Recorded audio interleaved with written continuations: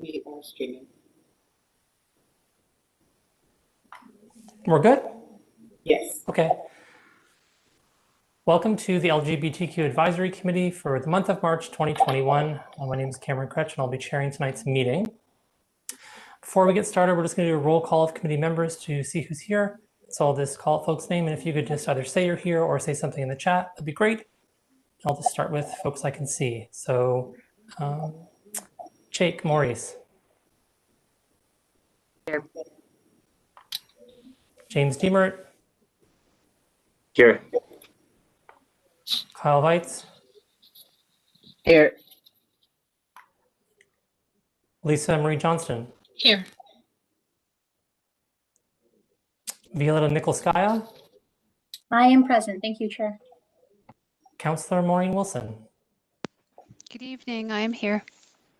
Great, thank you so much. And before we begin tonight's meeting, if Violetta would so do us the favor of reading a land acknowledgement. Yes. Give me one moment.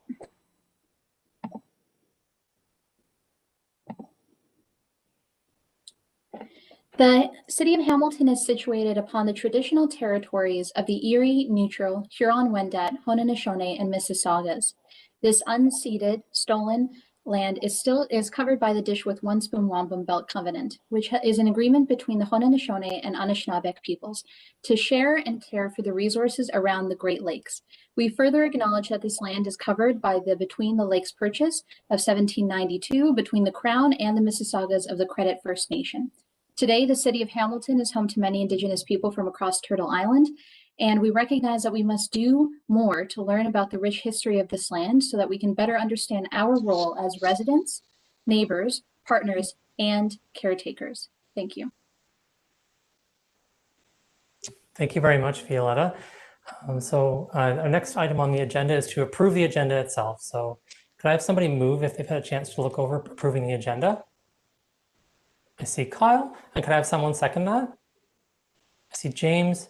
Any discussion on approving the agenda? I have a note to make here and ask an amendment be made. First, I just want to say that I had a chance to chat with folks in advance while we were in the holding area before the meeting went live, and determined that it looks like some folks are going to want to speak for more than 5 minutes in the delegation. So if it's okay with everyone else, that we allow all delegates to go over the time limit tonight, since to keep that equitable for everybody. Also wanted to say that if the committee does approve the delegation requests under item 7, that we allow the order of delegations this evening to change to allow members of the public to go first. So if we could have Lila Miklos go first, Craig Burley, followed by 9.1 and then 9.2, and that's the suggestion I want to make to change in the agenda to be cognizant of the time of members of the public so that they can leave if they have other things to do. So that's my amendment. Would somebody second that?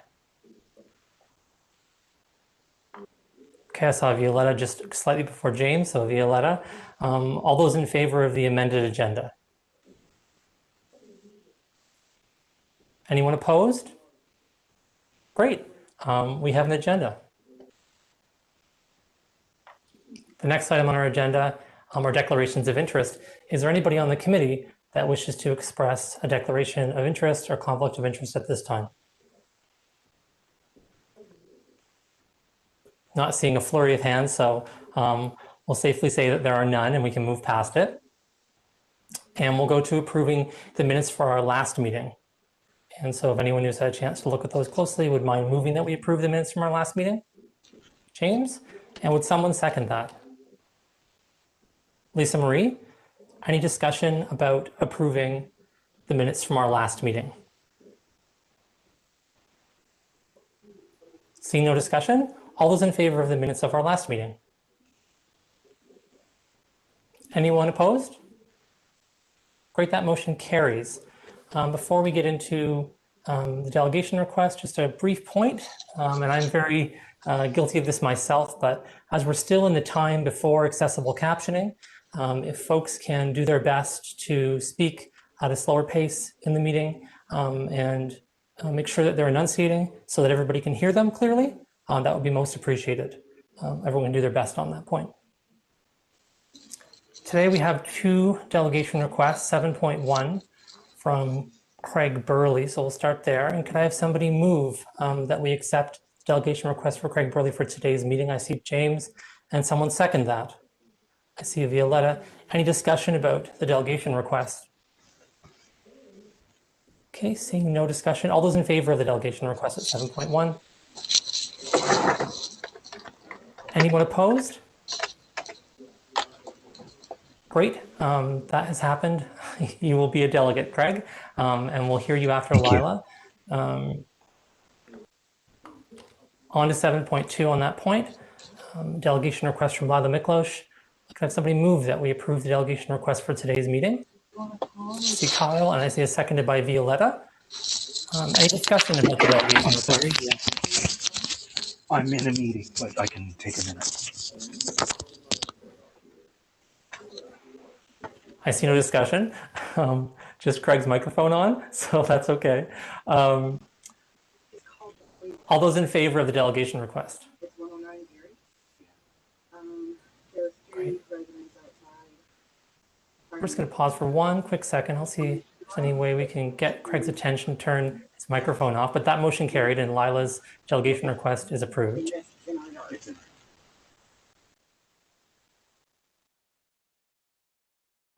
Is there a way, Pauline, to mute someone? Do you have the power as the host to mute somebody?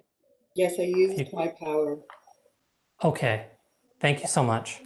I'm glad you have that power. I had none, so I was wondering what to do.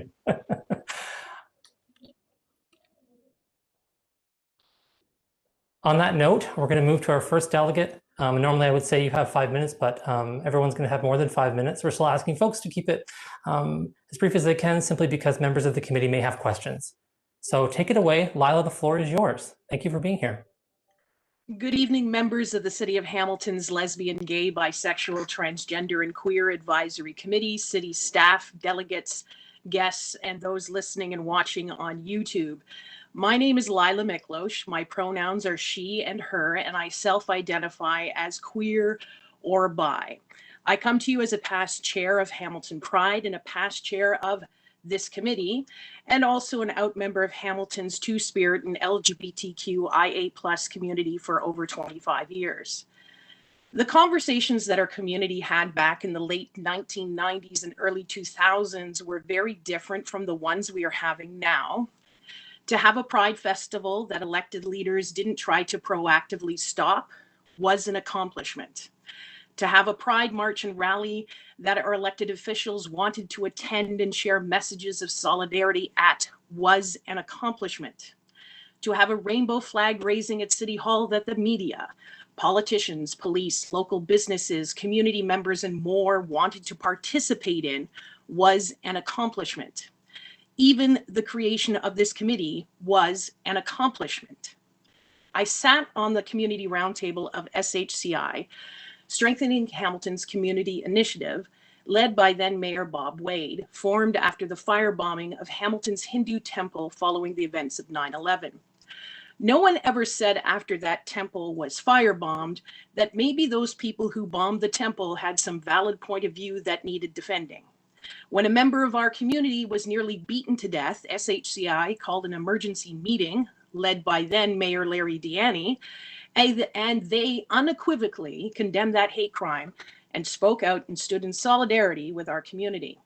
Now the language I hear from our leadership and police is that perpetrators of hate crimes have a legitimate viewpoint that must be defended because freedom of speech is more important than my right as a queer woman to simply exist without constantly being threatened with violence. In 2019, I shared with the Police Services Board an incident which took place a couple of years ago where a member of the HPS gave a presentation on hate crimes and claimed that the police are a group who are victims of hate crimes and even provided stats. What I didn't share in 2019 was that this presentation was given at a local high school's Gay Straight Alliance Club's meeting to a room filled with Two-Spirit and LGBTQ students and staff. I challenged the officer at the time, stating that the police are not an identifiable group under the Human Rights Code, so hence they cannot be victims of hate crimes. The officer doubled down on their assertion that the police are victims of hate by emphatically stating that people do hate the police. I replied, that may be so, but hating the police is not against the law. The officer who then gave this presentation is the current head of the HPS's Hate Crimes Division. He has publicly stated on several occasions that as a police officer, the law ties his hands when it comes to pursuing hate crimes in this city. This is a sad commentary coming from the HPS officer leading this file, as our city continues to wear the stain of shame of being named the capital of hate crimes in Canada. 20 years ago, our community's relationship with the police, although far from perfect, was far more amicable. When there was an HPS LGBTQ police task force, I was often invited to their meetings as the chair of Pride or the chair of this committee. Every one of those meetings were attended by the police chief, head of hate crimes, and community liaison officer. HPS staff came to these meetings with a sincere desire to learn and listen, along with an open and compassionate heart and commitment to do better. Now our police are gatekeepers who refuse to even allow the current chair of this committee to address them at their public board meeting. The police came into our safe space as we discussed the collective trauma of the violence done to us at our Pride celebration, and then arrested and jailed a trans woman for speaking out against them. The police arrested members of the community who came to our rescue and protected us at Pride when the police chose to stand back and not get involved, while hate groups came with the intent to do us harm and violence. A stark contrast to our 2006 Pride Parade, where police put their bodies between parade participants and homophobic World Cup soccer fans. 20 years ago, when I was doing this work, we were grateful to simply be at the table.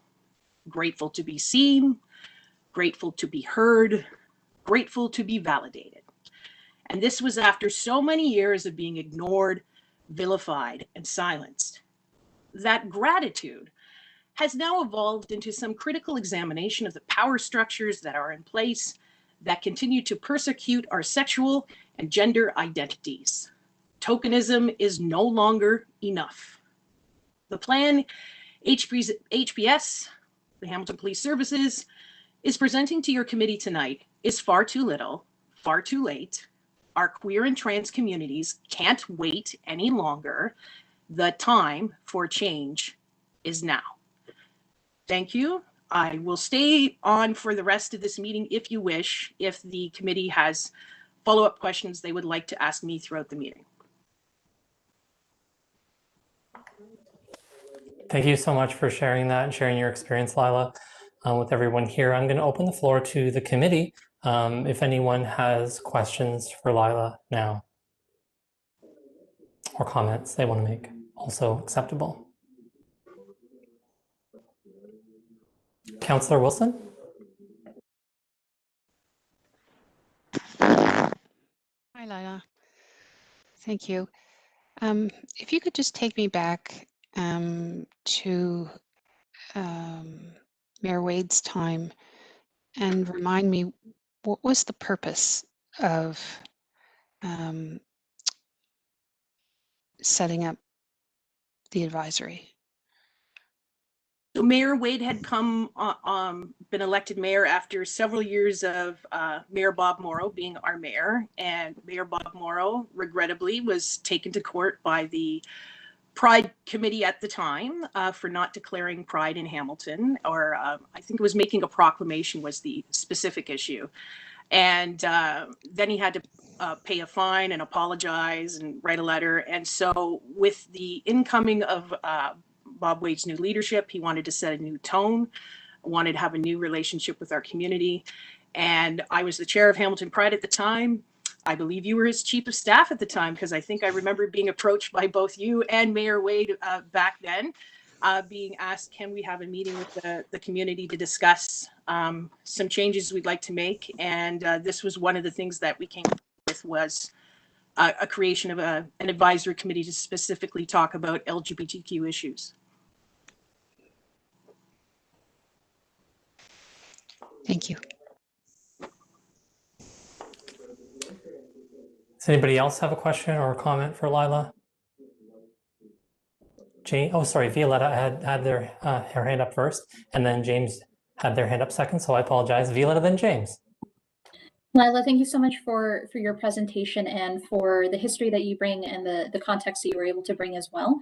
My question to you is, given that your presentation won't allow for this dialogue, is there a question that you would want to ask the HPS or our other presenters later today through us that we could document so that we can have that question asked? I have read what they have presented to you from the online minutes that were on the City of Hamilton's website, and kind of reiterating what I said at the end of my delegation is that, we don't have time to wait for consultations for years on end to figure out how the police can stop being less homophobic and transphobic to our community and stop persecuting us. These are lives that are at risk right now and a community that's at risk. We need things to happen concretely now. And it's like the police force has taken 15 steps back after doing many steps forward. And they have the tools already in place to do some of this action. There were some meetings that were not public, but private meetings with members of our community and members of the Hamilton Police Services. I was in attendance at some of those meetings. The acting chief, who I believe is going to be speaking to you at this meeting, did show us documentation that is sort of approved best practices from police services across the country about how to work with marginalized communities, especially our community. They already have these tools. They already know what they need to do. They need to just do it. I don't want to sit through 2 years of consultations to ask us how to do it. Just do it. Have the consultations too, but enough talking about it. We just paid $500,000 to a lawyer to tell us things that we already told them already. Do it. Thank you. Thank you for your answer. Next is James, and then I'll go on the speakers list after James. Thank you. And thank you so much, Lila, for that presentation. I had a question because the picture that you painted of sort of the history of this relationship being a more functional one, I'm curious because I know that those years weren't without incident. One thing that comes to mind immediately is the raid that happened on the bathhouse and the sort of community uproar that occurred after that. So can you, in your opinion, how did the crisis that we faced in 2019, how was it handled less well, I guess, than that crisis or previous crises were managed? Because if the relationship was stronger at that point, clearly something was being done better. So are we talking specifically with the bathhouse raid incident and how police handled that compared to what happened with Hamilton Pride?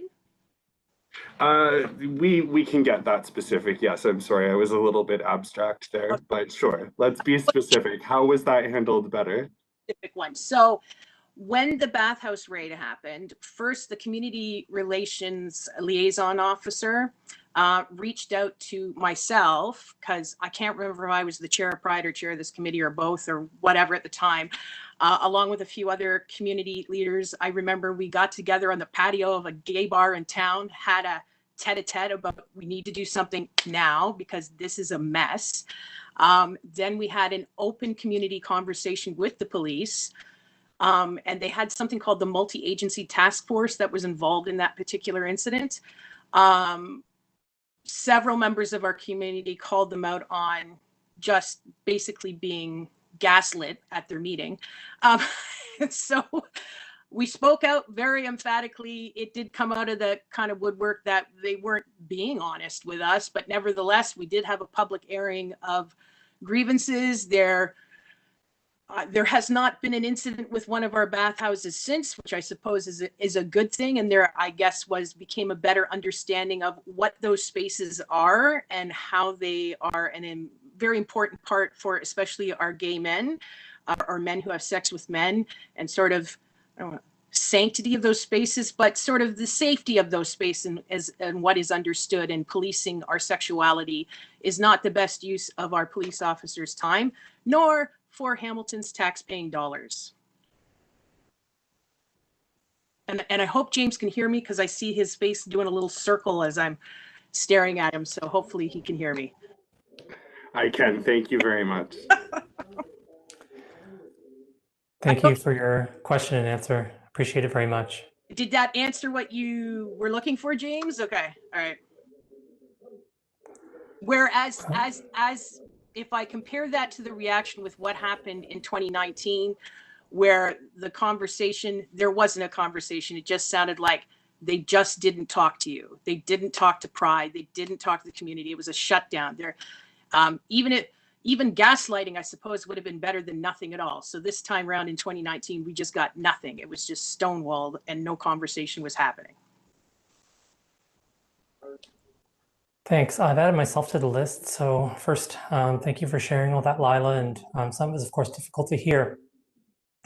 Even you remarking on the fact that you were able to meet at a patio on a gay bar, even pre-COVID, didn't exist in our city. And so it's something that certainly raised my eyebrow to think about. My question for you is similar to James's question, but a little more specific. When I was listening to what you were saying, what I heard you say was that the mayor had a real influence at the time. And so there was a transition period, I guess, between mayor, I wasn't here in Hamilton at the time, so I can't speak to it, between former mayor and then the new mayor who came in. Do you see the role of mayor, and do you see that the mayor and the office of the mayor played a role in trying to bridge this and heal this divide at the time when there were these issues? I would definitely say the leadership of the city in the role of the mayor was setting a tone and an example to those around him, both staff and the other members of council sitting around that horseshoe, about demonstrating how we want to interact with our marginalized community and how we want to lift them up and how we want to support them when they're in crisis. So that was definitely demonstrated in their actions and in their words. Thank you. I appreciate that answer. At this point, does anybody else have questions for Lila before we accept Lila's delegation and move to the next delegate? I'm not seeing other folks with hands raised, so thank you so much for your delegation, Lila. As I believe the rules are, you're welcome to hang around to listen in. At this point, we will move to, I believe we should accept the delegation. There's some kind of a rule about that, so let's just do that. So can someone move to receive Lila's delegation? I see Violetta, and someone second that. And I see James. Oh, go ahead. Sorry, and I also have a written version of this, so if you'd like me to submit the written version of this for your records, I can do that for you as well. That'd be very much appreciated. Thank you so much. If you send it to either Pauline or myself, we'll make sure it gets into the minutes. Okay. Thank you. I see Violetta, and then I saw a second from James. And all those in favor of accepting Lila's delegation? Receiving it, whichever it is. Thank you so much. Okay, that's passed. So we're going to move on to 7.2, which is now, or sorry, whatever number it is we're at. We're going to move on to Craig's delegation. And so, Craig, I know that your video isn't working, but we'll hopefully be able to hear you. If my video is not working, it's not on my end, and I apologize for that. It seems to be working fine on my end. Hello? Okay, you have the floor. We can hear you. Go ahead. I'm glad I can be heard. Thanks. The members of the committee and to my fellow guests, thank you for hearing my delegation today. My name is Craig Burley. I'm a queer Hamiltonian for 27 years now, astonishingly enough. And my pronouns are he, him. The reason I wanted to speak today was that I was struck by, I wanted to speak to the committee with regards to community security, and I was particularly struck by the request of the Hamilton Police Service for dialogue today with the committee. And there was a few points that I wanted to make to the committee in advance of that occurring. We've been through quite a lot in our both various communities and in the community that we feel together as Two-Spirit and lesbian, gay, bisexual, trans, Hamiltonians. And much of what we've been through recently has unfortunately to do with a highly adversarial relationship of this community to the police that has developed in strange and disturbing ways in recent years, and I'm going to mention 3 of those tonight, and I'm going to focus on one. Recently, last month, the federal government and the Minister of Public Safety declared Proud Boys to be a listed terror entity, an entity seeking to use political terrorism on both our national and on the international stage. This was highly concerning to me because of HPS's ongoing relationship to Proud Boys. Proud Boys have been very active in Hamilton on a number of fronts in the recent past, and each time they have done so, they've done so with the support, the material assistance, and the good wishes of the Hamilton Police Service. Proud Boys were there at the Pride and at the attacks on Hamilton Pride in June of 2019, carrying out violence against people from our community and those allies that also came to defend Pride. Proud Boys were there repeatedly at counter protests in the forecourt of City Hall, making threats of violence and generally carrying out their terror motives. Proud Boys, most notably, participated shoulder to shoulder with Hamilton Police Services officers during a demonstration against a political candidate, Maxime Bernier, and a political fundraiser that was being held here in Hamilton in September of 2019. 3 diverse venues, many separate incidents, over a very short period of a few months, where Proud Boys and HPS officers interacted on friendly terms, and indeed, at the Bernier protest, members of Proud Boys committed political violence against members of our queer community. That violence was welcomed by HPS, complained of to HPS, and dismissed in its entirety by HPS. The perpetrator of the violence was allowed to pass through police lines. And again, there was operational integration between a listed terror entity and HPS right here in our city at an event where political violence was committed by Proud Boys against queer people. This, needless to say, is not acceptable. And to the extent that HPS knew, it also constitutes a very serious crime.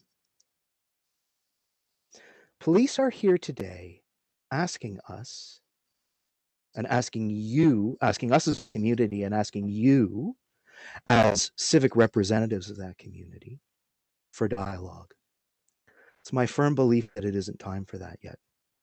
It's my firm belief that there needs to be accountability for some of the actions that have been taken of violent repression against us, against our free speech. And here I speak not only of those incidents, but again, another incident also during the same period in 2019, when police acted on a entirely nonviolent political speech by a trans person in our community and used it as a purely face-covering excuse to send them to prison. All of this is unacceptable in the specific and the general. HPS must come forward and clean about how they have acted with the far right, and particularly with terror groups.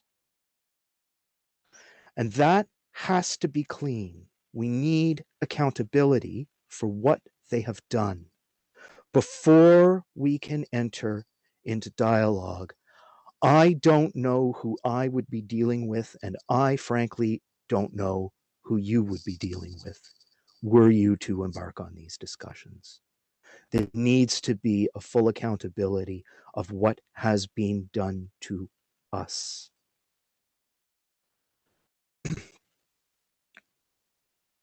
I was shocked at the time, knowing what I know as a researcher on the far right about Proud Boys. Many in the community were not, but it has stuck with me. And certainly, I feel that concerns of this nature have been proven amply justified by events. The same events that led the Minister of Public Safety to determine that this was a terror entity, that it would be a crime to material support that I think has quite genuinely been provided by HPS. There needs to be an answer to that before we begin to talk about reconciliation. There must first be truth. We need to know why things were done and what was done.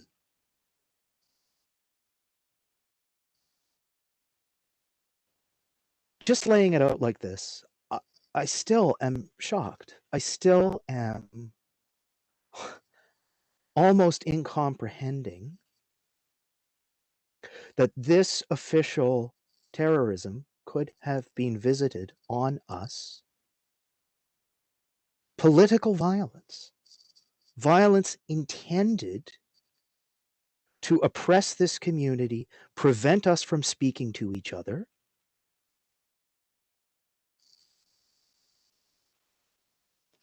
prevent us from relying on each other, and prevent us from organizing in our own defense and for our own protection.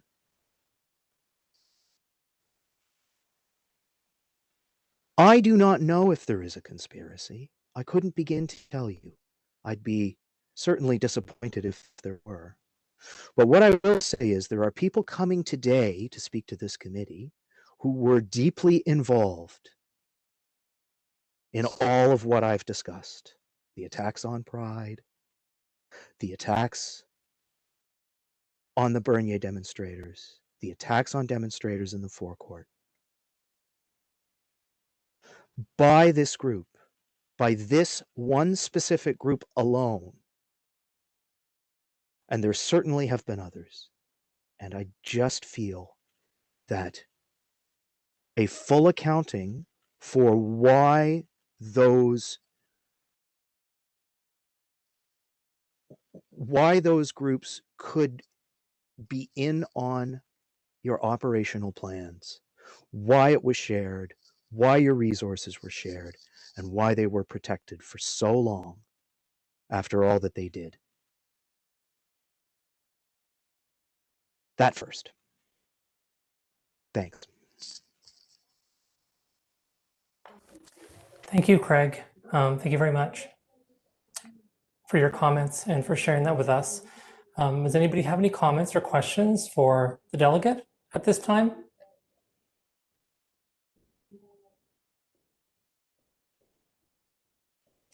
Looking around. Okay, I do have one question I'm going to ask. And first of all, thank you for coming forward, and thank you for talking about this, and thank you for identifying these issues and taking your time to come out here and speak to our committee. You identified yourself at some point in your conversation, in your remarks, as a far-right researcher. And so I'm not going to suggest that you're a world expert, but that you've done research on the matter. And I'm wondering if you might be able to briefly give us a sense of whether you feel the actions of Proud Boys have been, and maybe you said this and I just didn't understand it clearly, and my apologies, but if the actions of Proud Boys in Hamilton would have been successful if they didn't, according to you, have the support of the police in their actions. And the answer to that is a much easier question for HPS to answer than it is for me, because I don't know the degree of agreement, of support, of integration, right?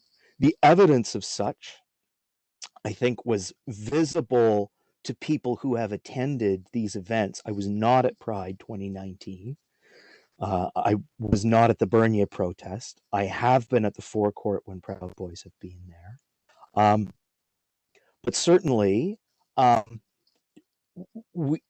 when the Bernier protest matters were complained of, and in specifically the assaults, and when policing at that event was followed up, there was I guess what you would call a flat denial of the evidence of everyone's eyes.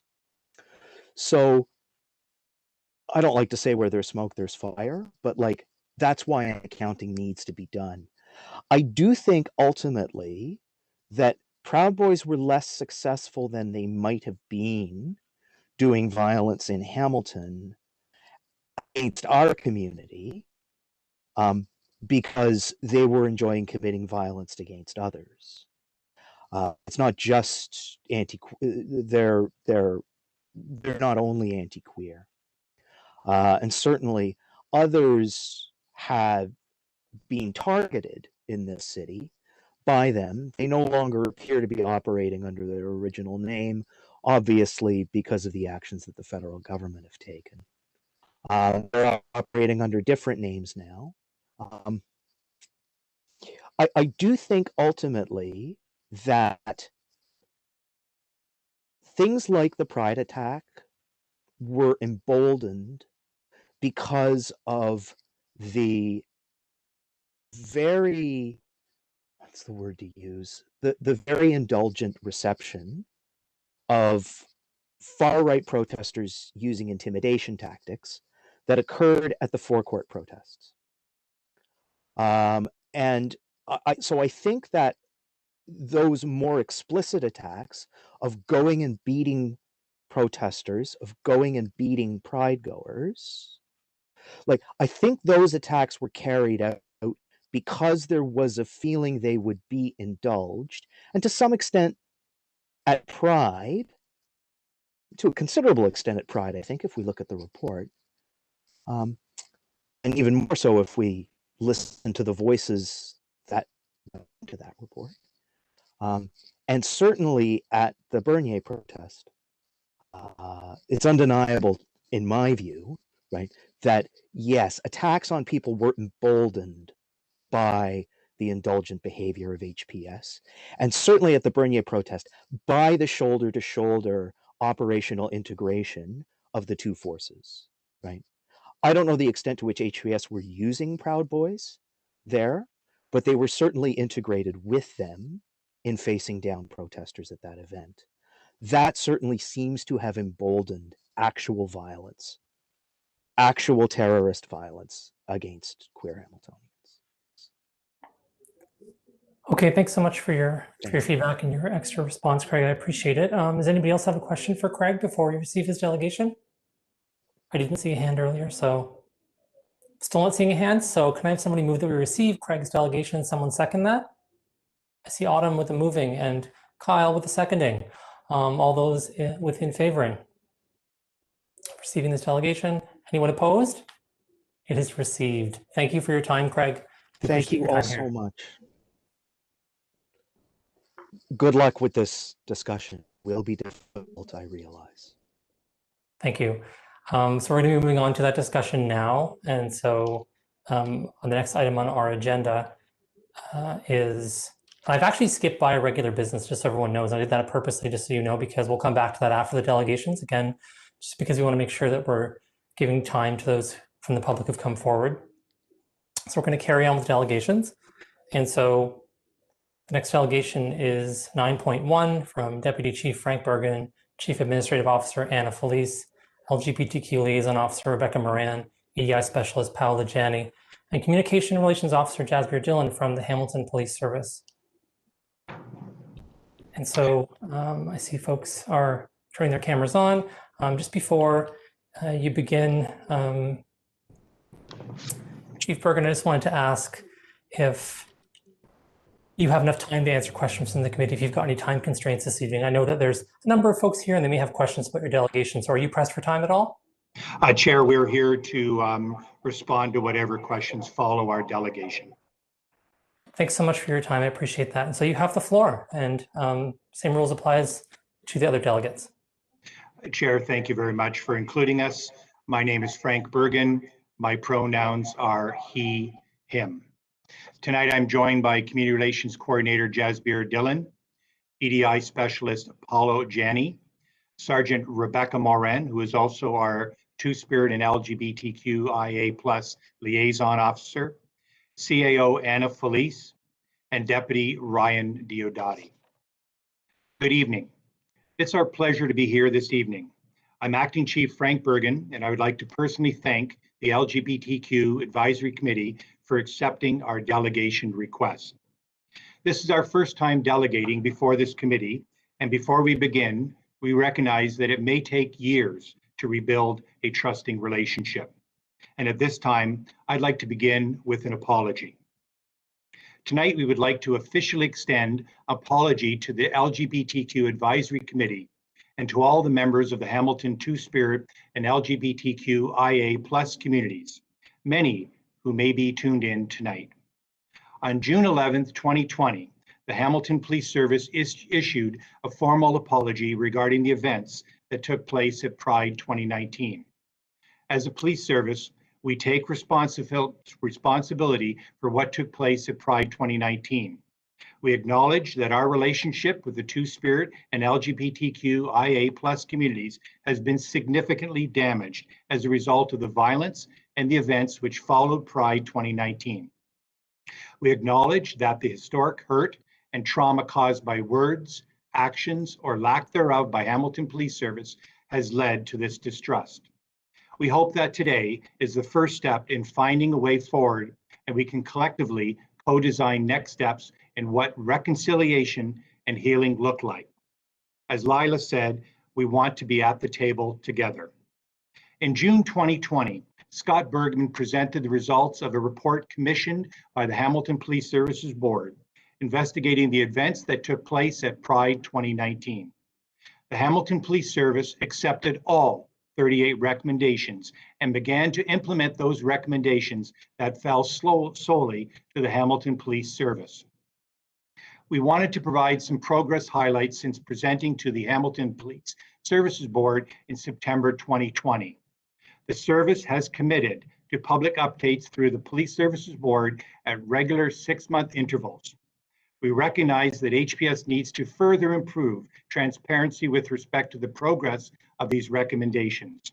Moving forward, the service will carefully examine and implement additional mechanisms through either the HPS website or other means to better communicate HPS progress, successes, and challenges regarding these recommendations. Within the following themes: diversity.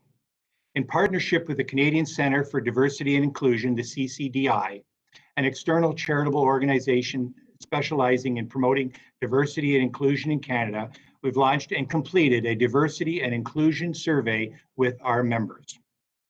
In operations, a new operational plan template has been completed. This operational plan template is part of the revised incident command planning policy. This will allow more information to be provided for event planning purposes. In regards to the HPS policies and procedures, we've conducted an environmental scan of Two-Spirit and LGBTQIA+ internal support networks, ISNs, and other policing jurisdictions, including terms of reference and ISN goals where available. We've looked at the draft terms of reference created for the ISN with an anticipated completion date of April 30th, 2021. We are currently revising our major incident command policy 4341, in addition, renaming the policy incident command. The revised policy will include 3 incident command classifications: critical incident, major incident, and specific to Pride special event incidents. Focus on incident management systems and incident response and association levels of command knowledge, skills, and abilities. With regards to HPS training, the EDI specialist and Two-Spirit and LGBTQIA+ liaison officers are assessing existing training materials and identifying gaps in order to create more robust training materials regarding Two-Spirit and LGBTQIA+ communities. The format of training is also being considered with Professional Development Division. E-learning opportunities are being explored. A national organization has been identified to conduct an interactive online presentation over successive sessions. Exploring how this session can be incorporated with existing training materials is also our goal. In addition, at the heart of this delegation is community engagement. The Two-Spirit and LGBTQIA+ officer has been working with the community since starting in the role of 2020. With the hiring of an EDI specialist in February 2021, an EDI framework is being developed and consideration will be given for the liaison officer's role within that framework. We are here today to specifically request your assistance in guiding the process of community engagement, with the aim clearly to rebuild this relationship. We recognize that for some in this community, the process may be too soon, and for others, it's not soon enough. We know there is distrust of police, and we believe for this process to work, a third party should be retained. A third party would be responsible for administering a survey, compiling the results into themes, which can then inform the selection of a facilitator or mediator to lead future community meetings and determine if and when it may be appropriate to create community task force or advisory committee. We recently saw the successful appointment of board members to the Hamilton Anti-Racism Resource Center.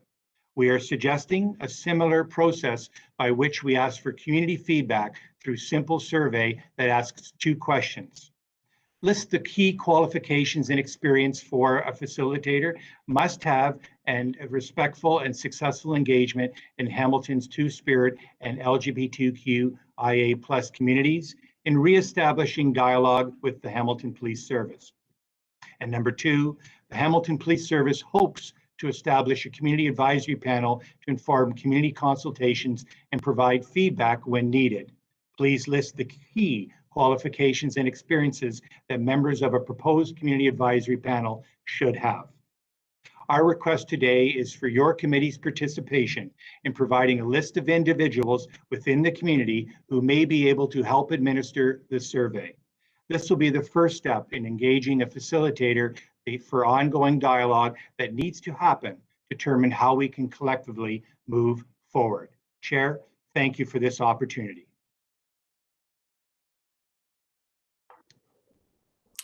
Thanks for your remarks.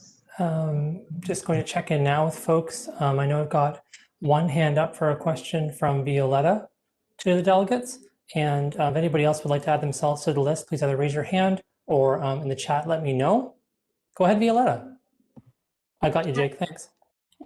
Thank you so much for your presentation. And I think while apologies are important, the audience is also integral and important. And so I hope that those remarks and that sentiment is perhaps going to be transferred in a press conference of some sort so that apology can be made public. I do have 2 questions.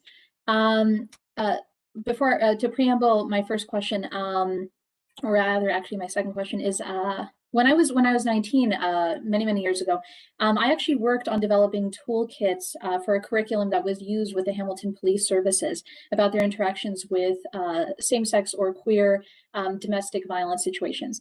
And at 19, I was pretty shocked that sort of training hadn't been developed, and that was, just shy of a decade ago. So I think that historically, there's been a lack of training. And the policy development and training that you've just discussed seems to come as a reaction or as a result of a very expensive investigation. So my first question is about historical context, and then my second question is about training. To your knowledge, historically, before this investigation, when, if ever, has the Hamilton Police Services pledged to do better with our community? And if it has, what steps did it take historically to achieve that pledge? My second question regarding training, because I'm quite interested in the training that you discussed or said is being developed and is going to be sort of carried through. How will you ensure that there is actual follow through on the training that will be delivered? And is there going to be any discipline when that training is not followed? I facilitated training for a decade. I know how easy it is for people to get a checklist in completion for a specific training, and then the lack of follow through that exists when those individuals outwardly, display behaviors that they were trained not to do. So training is pretty worthless unless the individual follows through with it and there's discipline attached to a lack thereof. So if you could answer those two questions. If you need me to repeat either of them, I'm more than happy to do so. Thank you very much. And through the chair, I will be calling on our CAO to assist in the second question, which was talking about our EDI and our commitment to our EDI principles, which had predated the Bergman report. But I'll again allow the CAO to expand on that and how we're using the EDI role and anticipate the EDI role to assist us in moving forward to make sure that we have appropriate training as well as appropriate understanding of the needs of the community. But I'll also speak to at the core, if training is in fact mandated and given to our members, much like training within use of force and training with just our policies and procedures, then we do hold our members accountable. The Police Services Act, as well as just our standard of conduct. So members who have received training are held accountable to that training. That training that you speak of has come in different ways, and you asked historically. We also heard following Pride in 2019 that in the two public consultations that we have, that there was questions or concerns about the legitimacy of some of that training. So not to be disparaging of anything that predates the Pride report, but we also have made sure that we are making ourselves equipped and prepared by partnering with CCDI. The CCDI is our commitment to understand our own membership, our own culture, make sure that we can again participate in those conversations. So I'm going to stop there, but I'm going to shift over to the CAO Anna Felice and to speak about the work of the EDI program, but I'll still be available to follow up if required. Good evening, and thank you, Chair, for having us. My name is Anna Felice. I'm the CAO for the service, and my pronouns are she and her. So to answer your training question, training exists in many areas of the service. We've got professional development division, we've got human resources, and some other ad hoc things that are happening. As part of the mandate for the new EDI specialist role, one of our goals is to understand all of the different pieces of training and work with all of our stakeholders, which we hope at some point will include community, and identify any gaps in that training. And we'll be making decisions about, what's the appropriate delivery method. It might be different for different types of training, what's mandatory, what's, just additional training that we offer in some areas. So with Paola Janney starting with the service, we have started to work on that. We're doing an environmental scan right now to understand what's being offered. We'll look at the results of the Ccdi survey to see if any gaps are identified there. And hopefully through consultation, we'll be able to identify all the areas of the service that require training and in what form. So that is going to take some time. There are trainings that are available right now, but I wouldn't say that at this point that that's consolidated and meets all of the needs from an EDI perspective. So Violetta, I know that you had a number of questions embedded in your question. I hope I've answered them, but if you've got any more, I'm happy to facilitate that. And through the chair, I would also like to turn to Sergeant Rebecca Moran, who can also speak, both from being in the audience and being a participator, but now in the role, also to speak about what has been the outreach and conversations with our membership.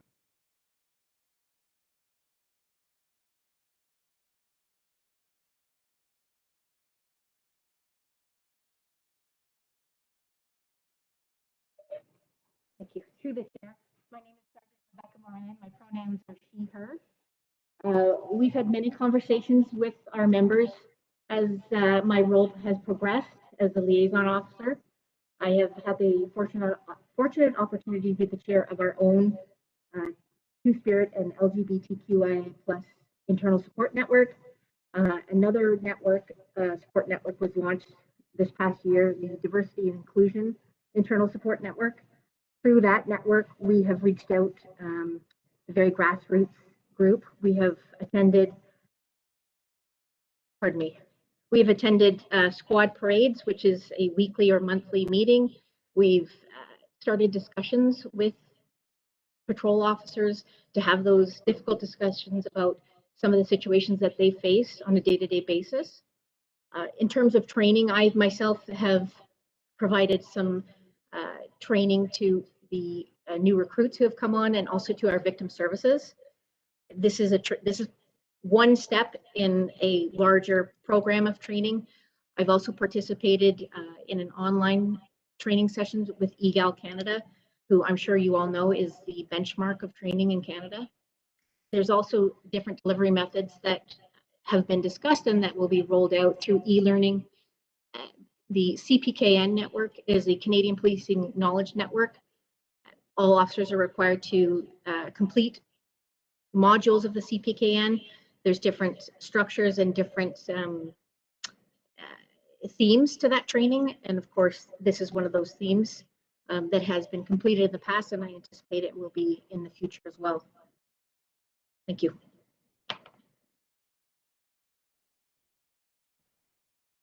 So I think I heard that you folks are doing an environmental scan and that you are looking into the different modalities of how this training will be offered, and that some trainings have occurred in the past, some of which were optional and not necessarily mandatory.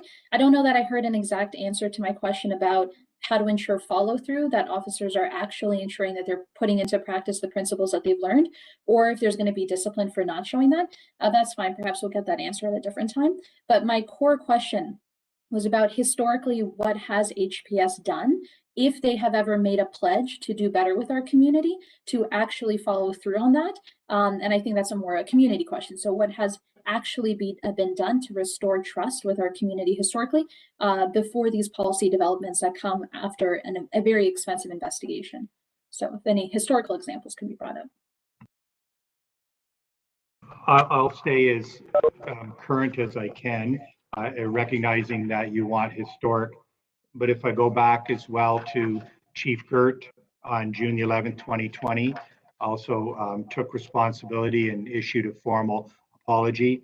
Tonight we come with the same spirit and open mind to also ask for the ability to work together, to move forward together. I heard clearly with Lila, and I've had the pleasure of listening to Lila more than once, and she also had come to our police services board and a deputation that was a significant impact on the organization. When Lila spoke about she knows we can do better because she has seen us do better, those are significant words. To your point and to what we've heard earlier in the other delegations, there have been opportunities for our service to have demonstrated a positive interaction, but we've also been overshadowed by some opportunities that were missed and lack of care not fulfilled. So to your point of holding somebody accountable, when a member receives training and they don't follow that training, they are held accountable. Whether it's a charge or an investigation or the PSA of insubordination, a neglect of duty, or discreditable conduct, we have a menu within the Police Services Act. And again, once these things are put into policies, procedures, and practice, we will be following that.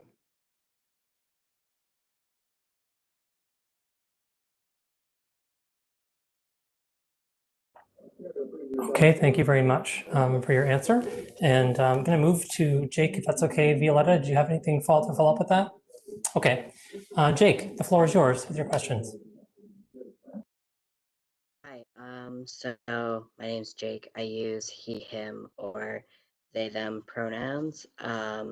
So there was mention of a survey, and I was just wondering what that would involve and like how you would prioritize who's being involved with that survey, like if people of color and people with disabilities would be prioritized, since historically, those are communities that are often excluded from these types of conversations.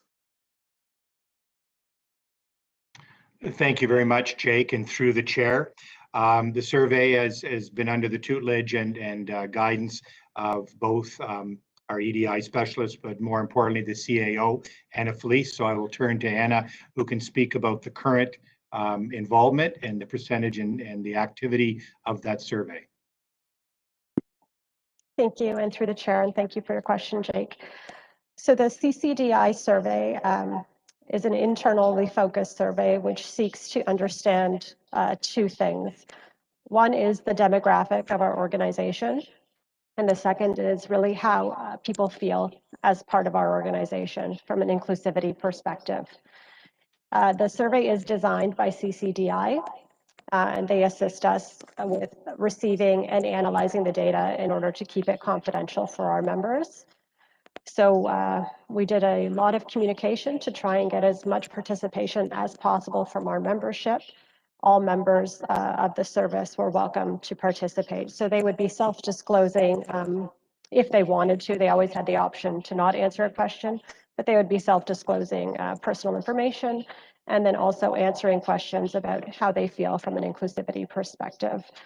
And so when we receive those responses from CCDI in an aggregate manner to maintain confidentiality, then we'll be sharing those and identifying any gaps, and that will help to build our EDI strategy and inform, which actions we need to take to better represent our community and to ensure that we have a culture that is inclusive and accepting.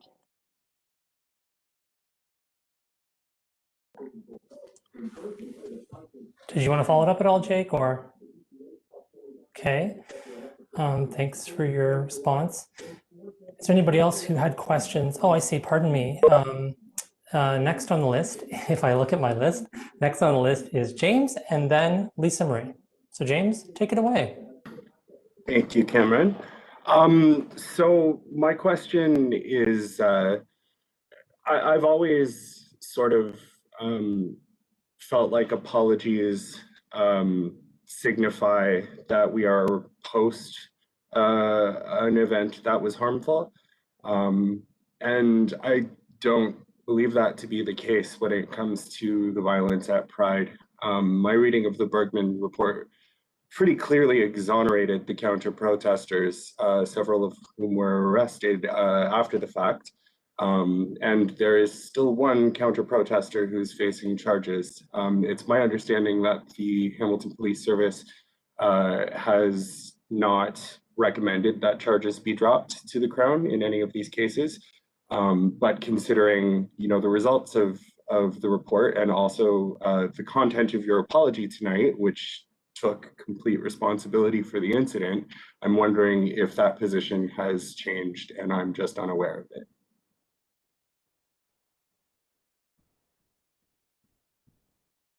Well, through the chair, thank you very much, James, for your question. James, you are right that the one charge you made reference to, I believe, is as late as today has been deferred by the Defense Counsel. So we will not be speaking about that. It's still before the court. Our apologies are clearly for our actions or lack thereof. And with respect to criminal code or other follow-ups, again, that becomes the jurisdiction of the Crown and making decisions about whether to move forward in the public interest in those charges. So we play a role in that, but I also acknowledge that you talk about what would be the meaningful gesture with regards to our service.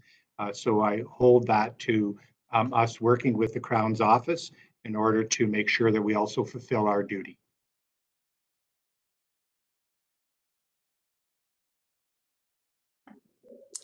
Did you want to follow up about that at all, James? No. Okay.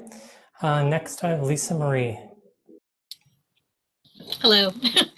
So my question is, I saw you briefly mentioned that you were going to implement some recommendations, that some have already started to be implemented. Is that correct? Okay. And when is there a timeline for the rest of the recommendations to be completed?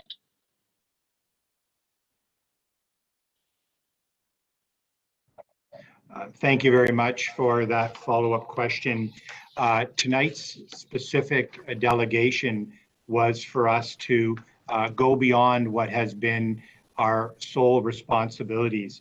As I'd gone through the list of the recommendations that we have already attempted to put in place, a solution or look at the in progress to complete, part of our commitment to the community through the Police Services Board. We were initially asked through Scott Bergman to report in a 12-month and 24-month schedule. We have committed to 6 months, 12 months, 18 months, and 24 months. And I would argue that we may have to even extend that. Our area that we were able to start within the 38 recommendations had spoke to our commitment to diversity in the CCDI and EDI specialists.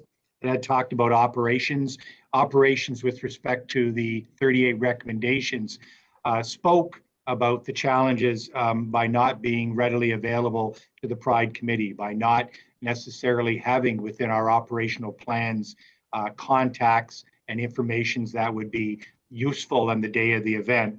It spoke about having a 2-week opportunity prior to the event to make sure that the materials within the seat committee, as well as with the operational plan, was well known, and further a commitment to making sure that all members of our service who were in the Pride event and working that knew what their duties were and their responsibilities.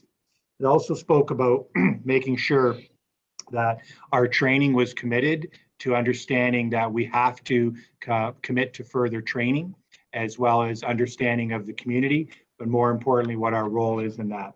Tonight was an extension of the community engagement, not only our commitment that has been seen in real time with our community relations coordinator, Jasbir Dillon, but also more importantly to thank and to underscore the importance of what Sergeant Rebecca Moran has done in her liaison role, and our commitment to further being able to realize how that role plays a liaison within our organization.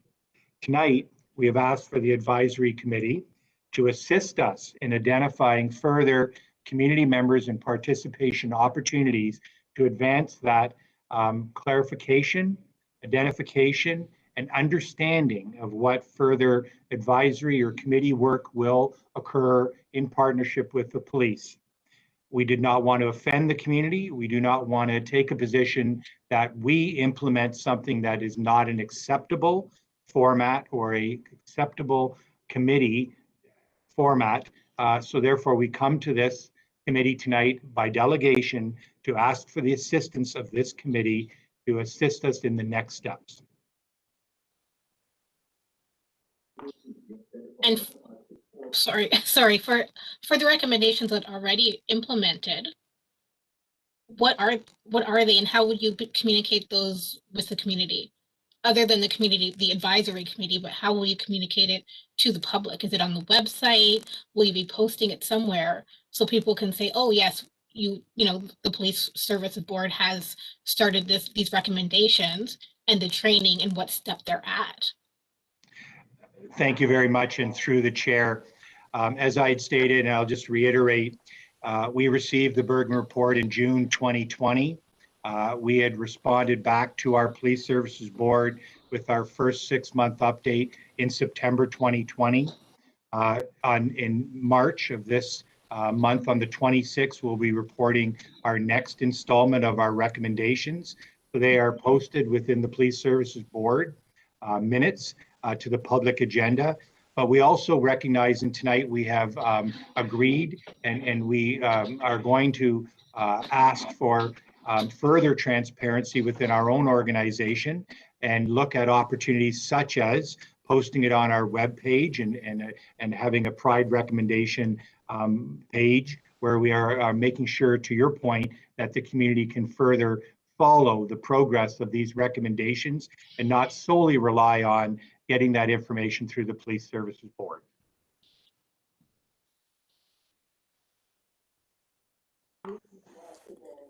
Thank you for your answer, and thanks, Lisa Marie. Is there anybody else at this point who'd like to ask a question? I'll add myself to the list, but I want to give other folks a chance to ask questions first if they had any.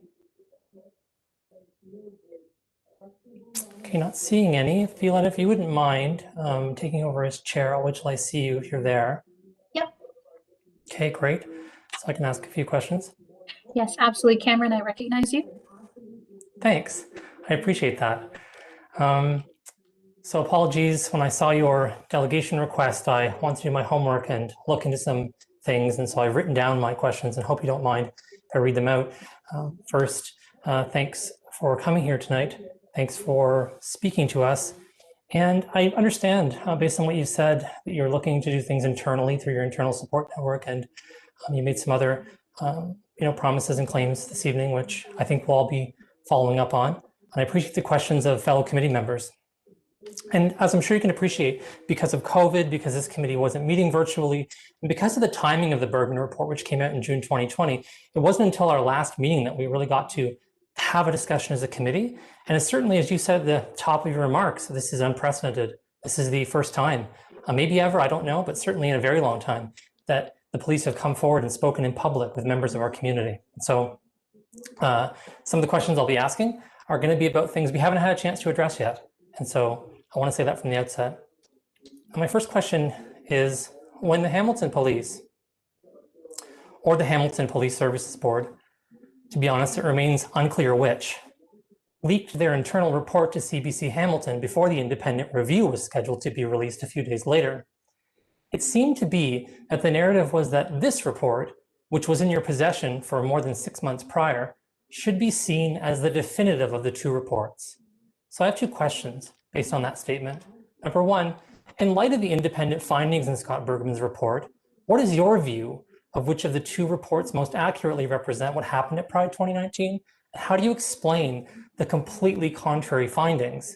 And do you fully accept the findings in Scott Bergman's independent review? Thank you. And through Chair Violetta, thank you, Cameron, for the questions. I can't speak to what is the CBC leak that you referred to. I do not know, and I have no knowledge of that. So I will leave that at that. Do we fully accept the 38 recommendations of Scott Bergman?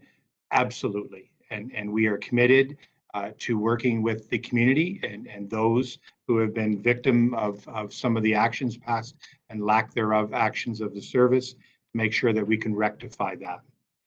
The internal investigation and the Scott Bergman investigation had not necessarily started on the same footing. I'm not going to be an apologist or rewrite history. They did speak about the operational planning, and they did speak about the deployment and the timeliness of the response. But that there is no satisfaction, and nor am I going to suggest that there is anything or any foundation within that report that we can celebrate. The Bergman report spoke about the response of the public consultation and the effects, and again, to the point of the actions and the lack thereof of actions, as well as it spoke about the specifics about the lack of communication, the lack of availability, the lack of understanding of the impact as things were unfolding. So as I just want to finalize this by saying again, the 38 recommendations of the Scott Bergman report are fully embraced by the Hamilton Police Service. We are committed to responding to them, if not just the 38 recommendations, but also much like us taking the time, first of all, to be here tonight and to thank you for this opportunity. This is important for us because it gives us that opportunity to have those conversations. It gives us the opportunity also to be held accountable to the questions that we heard this evening. Thank you. Hopefully, Cameron, that can assist you in the answer. It gets me part of the way there, so I'm just going to follow up a bit, just to say, I'm assuming you agree, right? And we both read these reports, and there are many hundreds of pages in total. I went over them with quite a fine-tooth comb, that they represent contrary findings. So one report, regardless of the footing it stood on, represents a contrary finding to what the independent review came up with as a finding. And so I'm wondering if you can square that for me, how an internal report came up with pretty much the opposite finding of the independent review. If you have any insight about that. Again, Cameron, through the chair Violetta to Cameron, I am not going to be able to articulate and be able to give you a clear answer to why they were different or divergent in their actual outcome. The actual body of work within the internal investigation spoke about adherence to operational plans, spoke about making sure that we understood the deployment and our response. And in that case, there was alignment. But when we look at the Bergman scope of the investigation and the outcome of that, it also told a very different story. And I acknowledge that. But in order for me to be able to clarify that, I would like to say, because I can't revisit the history here, but again, we are committed 100% to the 38 recommendations of the Scott Bergman report. And we agree that we need to make sure that we can do better moving forward. Thanks. I'll move on to my next question. And really it was James's question. So thank you, James, for starting it off. I'm going to just follow up on a point James made and to respond to your response to James. If I can make that a little more convoluted. My point is that when James asked the question, it was my question as well. I don't think anyone was asking you to comment on what's before the courts or the criminality or things that the Crown Attorney may be privy to. But as the most senior police officer in the Hamilton Police Service, I think it's important to talk briefly about what was on page 70 of the independent review. First, what was on page 92 that said, Pride defenders were not responsible for escalating the situation and did not in any way cause the violence. And then on page 70, where Scott Bergman said, hey, I had chats with all the senior HPS people. You know what they told me? We refuse to recommend that charges be withdrawn against Pride defenders.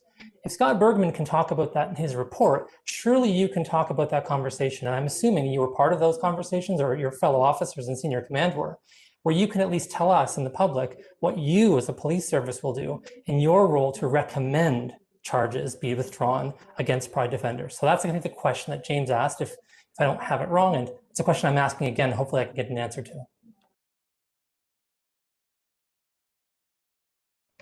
Thank you very much. And through the chair, Violetta, to Cameron. And in reference to James, I do agree that you are asking me questions on page 70 and 90, and I have the report in front of me. But again, with respect to criminality and the charges of the criminality and the assaults, though there was no delineation or change, it was the people that were identified. And this had been run by a staff sergeant, a detective sergeant out of Station 20. And we again brought those forward to the Crown. Ultimately, it's the Crown that'll make decisions based on public interest and based on what is the evidence before them. So I really have no ability to rewrite that approach. And the approach was, as it is in our role and our core function, is to investigate the criminality. Okay, I'll ask it another way and then I'll move on. Has your position changed from what's in the Scott Bergman report?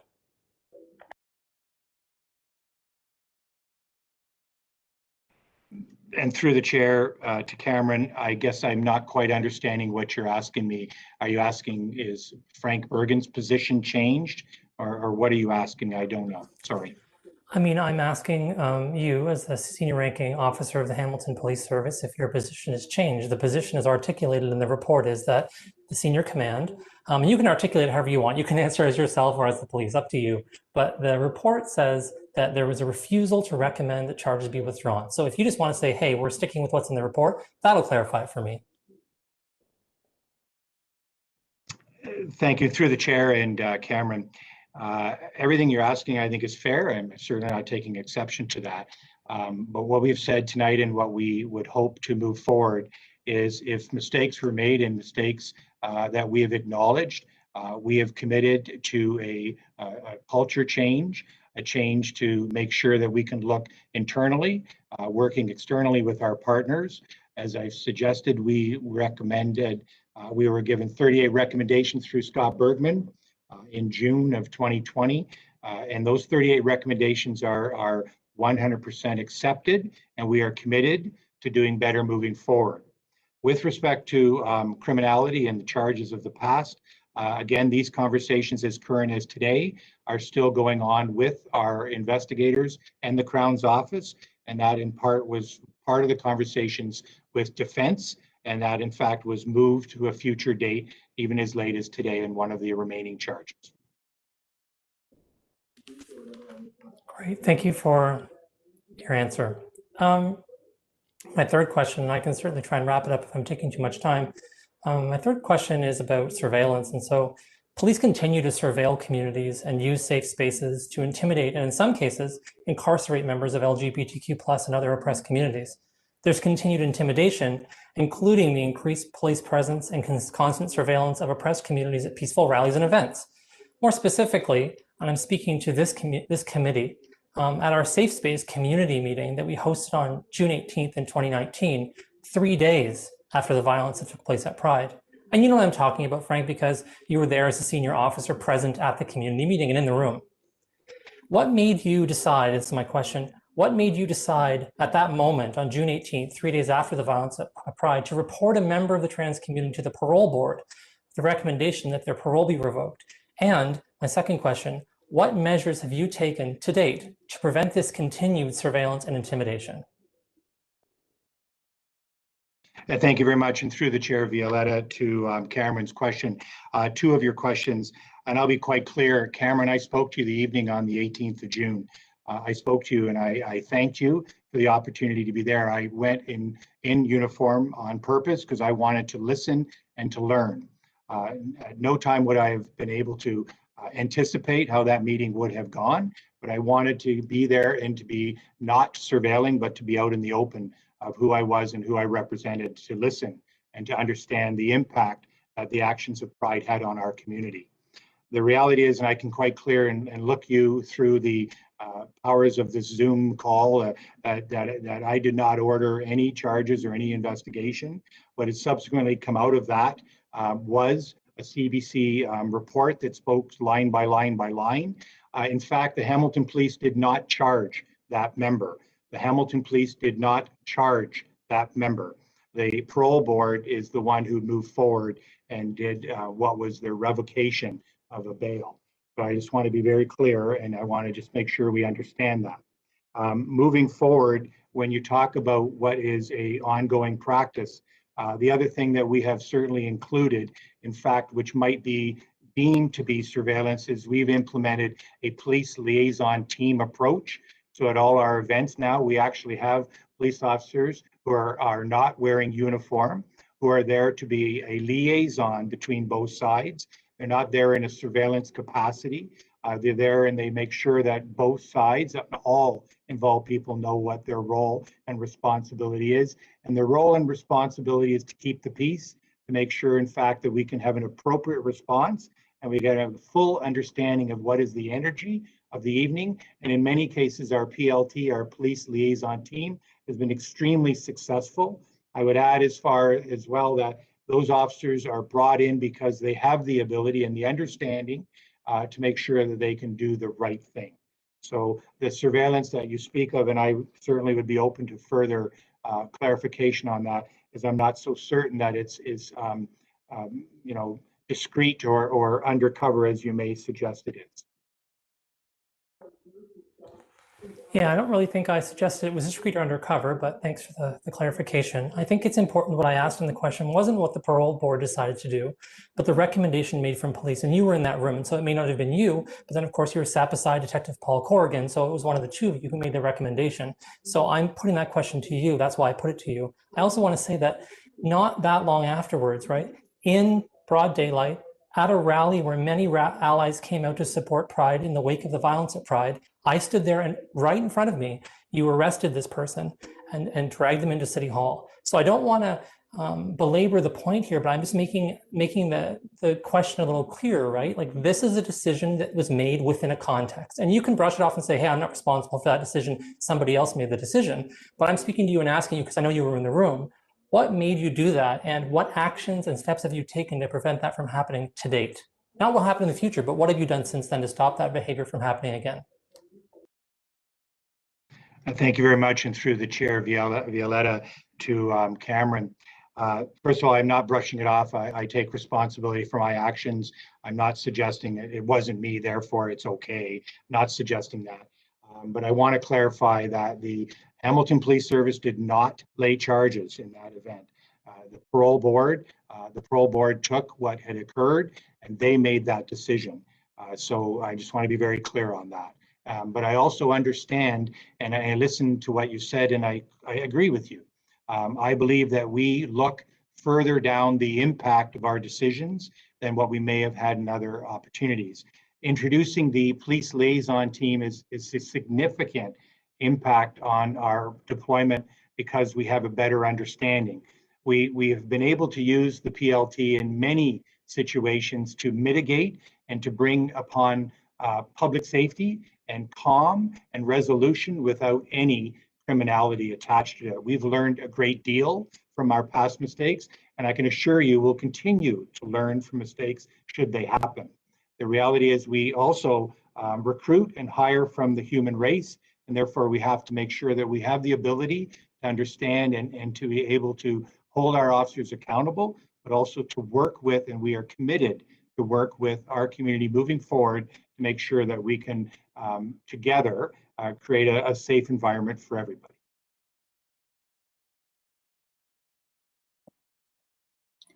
Thank you. Cameron, do you have any other questions or any follow-up questions? Yeah, I do, but I'm certainly willing to let others, I know there's some other people on the speakers list. I'll just leave my point with a comment that, again, thanks for the answer. The parole board didn't find out about this on their own. And so parole boards are informed by police services usually. And in this case, it's my understanding by the Hamilton Police Service. And so I want to draw that connection there. Again, I understand maybe it wasn't you, and maybe it was the parole board who made this decision. But at the end of the day, there's a cooperative relationship there and it requires you in order to enact it. But I'm happy to turn the floor over to another question asker if they've got something they want to ask. And come back to me after if you don't mind, Violetta. Absolutely. So I'll return the chairperson to you, Cameron, so that you can restart that speakers list. I'm more than happy to take it back. James. Thank you. Cameron, you actually answered the first part of the question that I was going to direct to the HPS here, because Officer Bergen, I remember you giving that rationale at the meeting we were discussing as to why you were there in uniform. You spoke eloquently about wanting to be visible and wanting to be there to listen. And my first question was, all right, were you the only member of the Hamilton Police Services that was there? I'm hearing that you were not. And so my follow-up question to that was, I understand, and it's further to what Cameron's saying, I understand that the Hamilton Police Services did not lay charges in this incident. I understand that the decision was made by the parole board, but are you suggesting that, I understand that you're saying that you yourself did not make recommendations to the parole board, but my question was, were there other officers in attendance and did one of them do that? Can you tell me that no member of the Hamilton Police Services that was present at that meeting made recommendations to the parole board for that individual's parole to be revoked? As we've already, through the chair, I apologize, Cameron, through the chair. Thank you, James, for the follow-up question. James, as we've heard through Cameron, and we've also heard from other delegations, that I was in the company with our hate crime coordinator at the time, Sergeant Corrigan or Detective Corrigan. Corrigan is well known, and we sat together. So I don't think that there was anybody would not know who we were, or at least what our goals were to listen and to learn. I can comfortably tell you that the way we also learned about this becoming a public document was it was almost verbatim put in the CBC. The parole board did reach out to us, and we were part of those conversations, but we did not report this, and we did not take a active role on this. We had been involved in follow-up conversations with the parole board. We did not lay any charges from the Hamilton Police Service with respect to that activity or the language of that activity.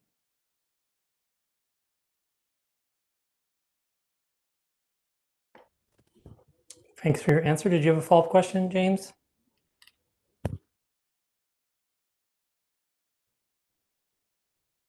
Okay, No, thank you very much for that.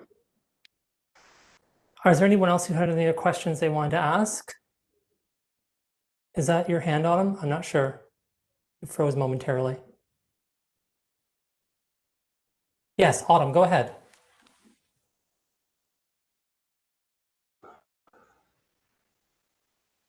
Hi, can everybody hear me okay? Yep. Sorry, I'm having connection issues. So, if you turn your video off, it'll make your audio better. Okay, I'll do that. Just give me a second. Sure. So Chief Bergen, I'm just wondering, during your presentation, you mentioned being in touch with an international organization. But you didn't mention what that organization was. And I think this was in reference to some of your EDI procedures and stuff. I'm not exactly sure, but I was just wondering if you could share who that organization was.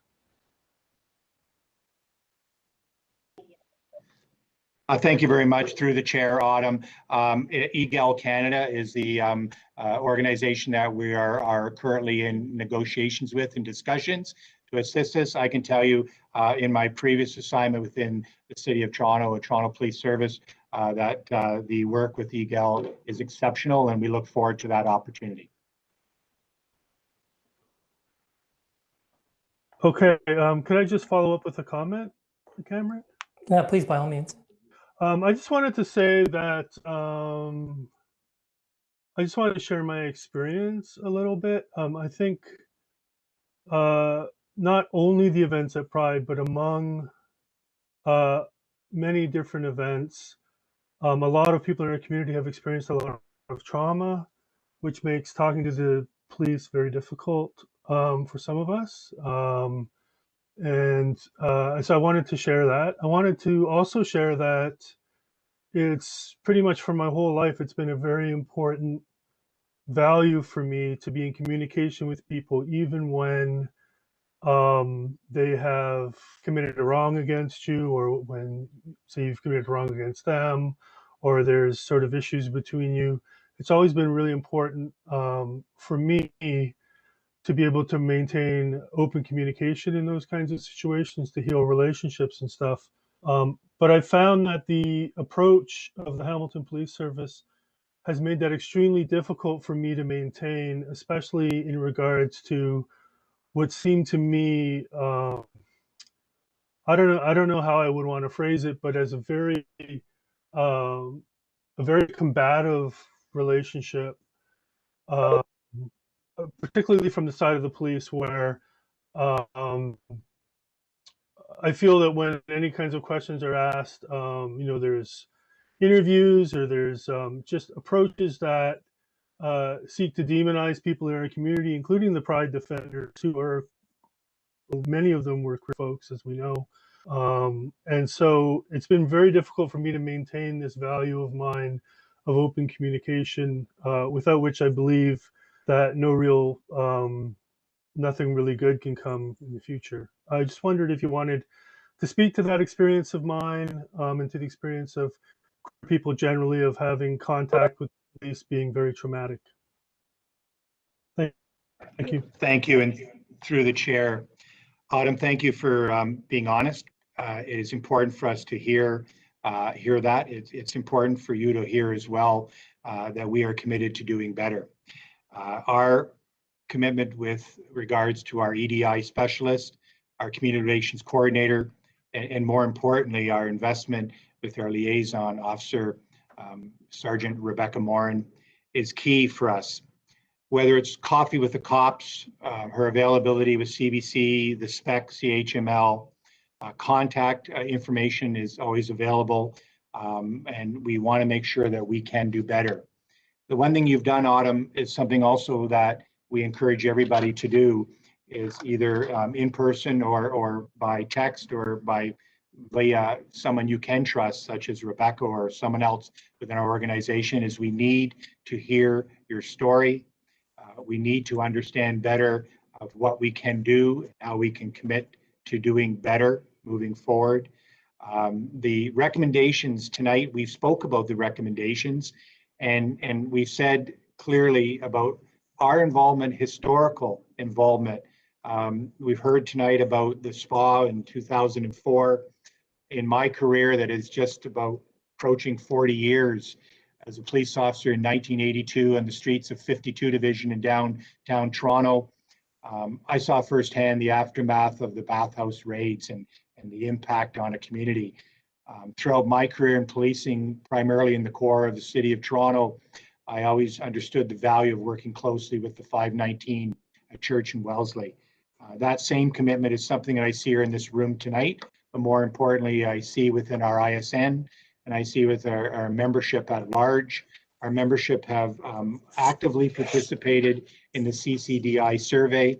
Our membership is thirsty for culture change. Our membership is certainly representative of our community, but we also have to make sure that our policies, our practices, and in fact, our approach moving forward is cooperative, is open, is transparent. And the other thing that I would ask you to consider is, and what we ask ourselves every day, and part of the reason we're here before the advisory committee is to ask for, and we've heard clearly about what success looks like and what the future iteration of those relationships. I go back to Lila. I'm seeing you now again, Lila, on the screen. I heard your delegation clearly, but it resonated so well in all of us on the day you spoke at our Police Services Board, and when you had given us at least an opportunity when you said, you know, we can do better because you've seen us do better. This is an opportunity tonight that we actually embrace. We thank you wholeheartedly for this opportunity. Autumn, what you say is why we're here tonight, is we want to do better. Thank you. Lisa Marie.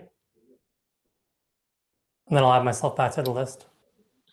I know you touched briefly a little while ago about the HARC, the Hamilton Anti-Racism Resource Center, and how they got that board. I was on the community advisory panel for that, and just wanted to let you know that was done very quickly. We got together in under 6 months to get the board of directors interviewed and hired. So I'm curious, because you were talking about having advisory boards and how would that work?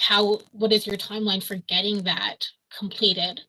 I'm also interested in hearing from actually the liaison officer. I don't know where she is, but I don't see her. As to what her opinion is as to why we've taken steps backwards in communication between the police and the community. Through the chair, Lisa Marie, thank you very much. The reference that we spoke about with regards to the Anti-Racism Resource Center, acknowledge that the timeline of what you had said is important to understand, but what we had looked at is that approach of the two questions about listing the qualifications and the experiences, as well as understanding what are the key qualifications and the experiences. Within the recommendations of the 38 recommendations, we've heard about the historic liaison and advisory committee. And in fact, when we heard historically about it, there had been different recollections of what that looked like. And there'd been also different recollections of why it was disbanded or why it no longer was sustainable. That's why in this recommendation, that's why tonight this delegation has come before the advisory committee, because we sincerely want to make sure that as we move forward in community consultation, is that we do not dictate, we do not miss the opportunity to listen to what the community would advise and how they see the formation and what that iteration would look like. So that's why the delegation has come before you to ask for that guidance. We have recognized early on in these recommendations that some of them will require a cooperation and a partnership with the community in order to make sure that they at least start on a foundation that can give them some ability of success. You'd asked Lisa Marie to speak with Rebecca, so I now will turn this over to our liaison officer, Sergeant Rebecca Moran.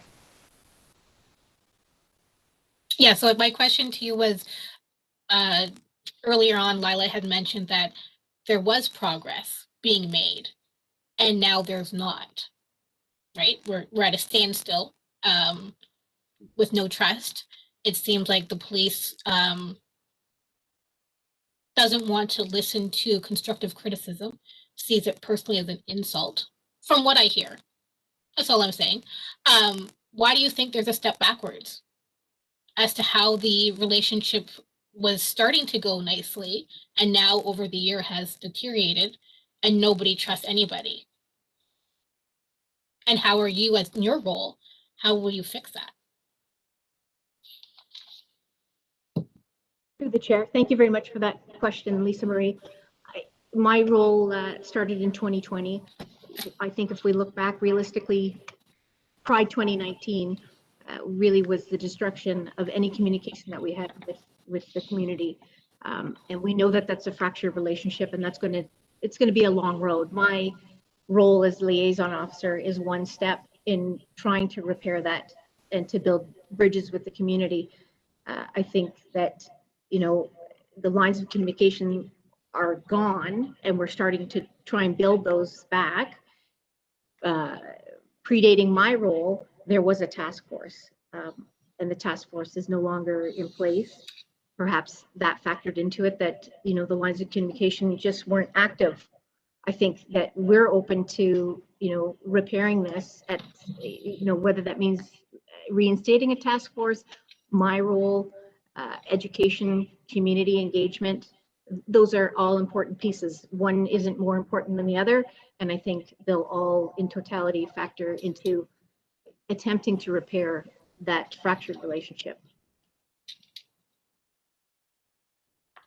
And then one other follow-up, because Pride is coming up in the next couple of months, what are the steps that you'll be taking? How is the relationship between the community going to be different than what happened last year? What will you be doing to fix that? I will give you an actual update on that through the chair, Lisa Marie.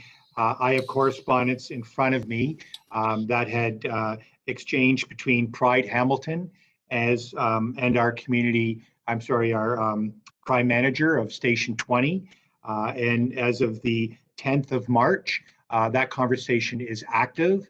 The conversation has been to talk about what is the seat process, what is the application for the permits.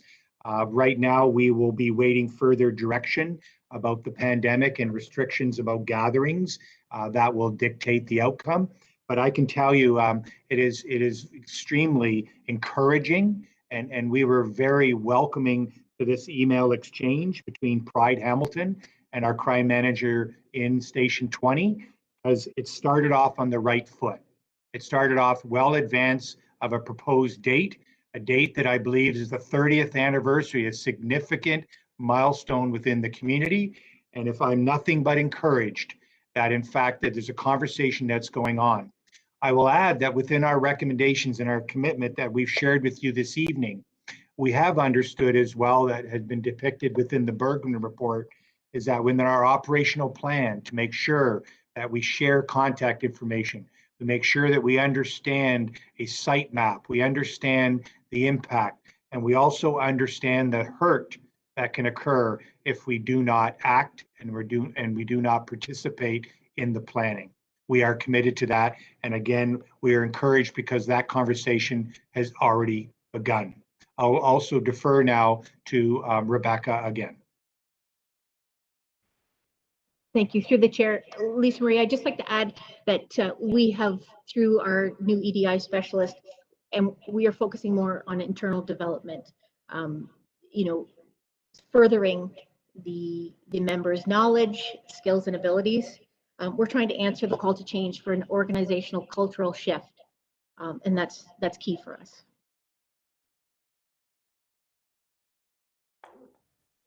Thanks. Violetta, if you wouldn't mind taking the chair, I just have one more question, and then we'll open the floor to not questions, but comments if anyone has any before we receive the delegation and move on. Thank you so much, Cameron. I recognize you. Lisa Marie touched on something I think that's important to underline, and that's the word trust. And not only has there a dissonance between the internal report that was produced and the independent review, which I think speaks to the issue of trust, but there's been a lack of trust built between the conversations that have already happened. And Lila, I think, did an excellent job of underscoring for us sort of the long history. I was at a conversation in late 2019. There were 2 meetings, in fact, between senior command and other members of the Hamilton Police Service, which you attended, Chief Bergen, at which several flip charts worth of information were recorded after hours of discussion and, frankly, the revelation of many years of trauma in our communities. At that meeting, when asked, Chief Gert said that nothing he heard was new to him and that he was already aware of all the issues that were brought up. And of course, this was many months before the Bergman report came out. Seemingly, the police services had access to a long list of issues presented to you from various corners of our community for decades.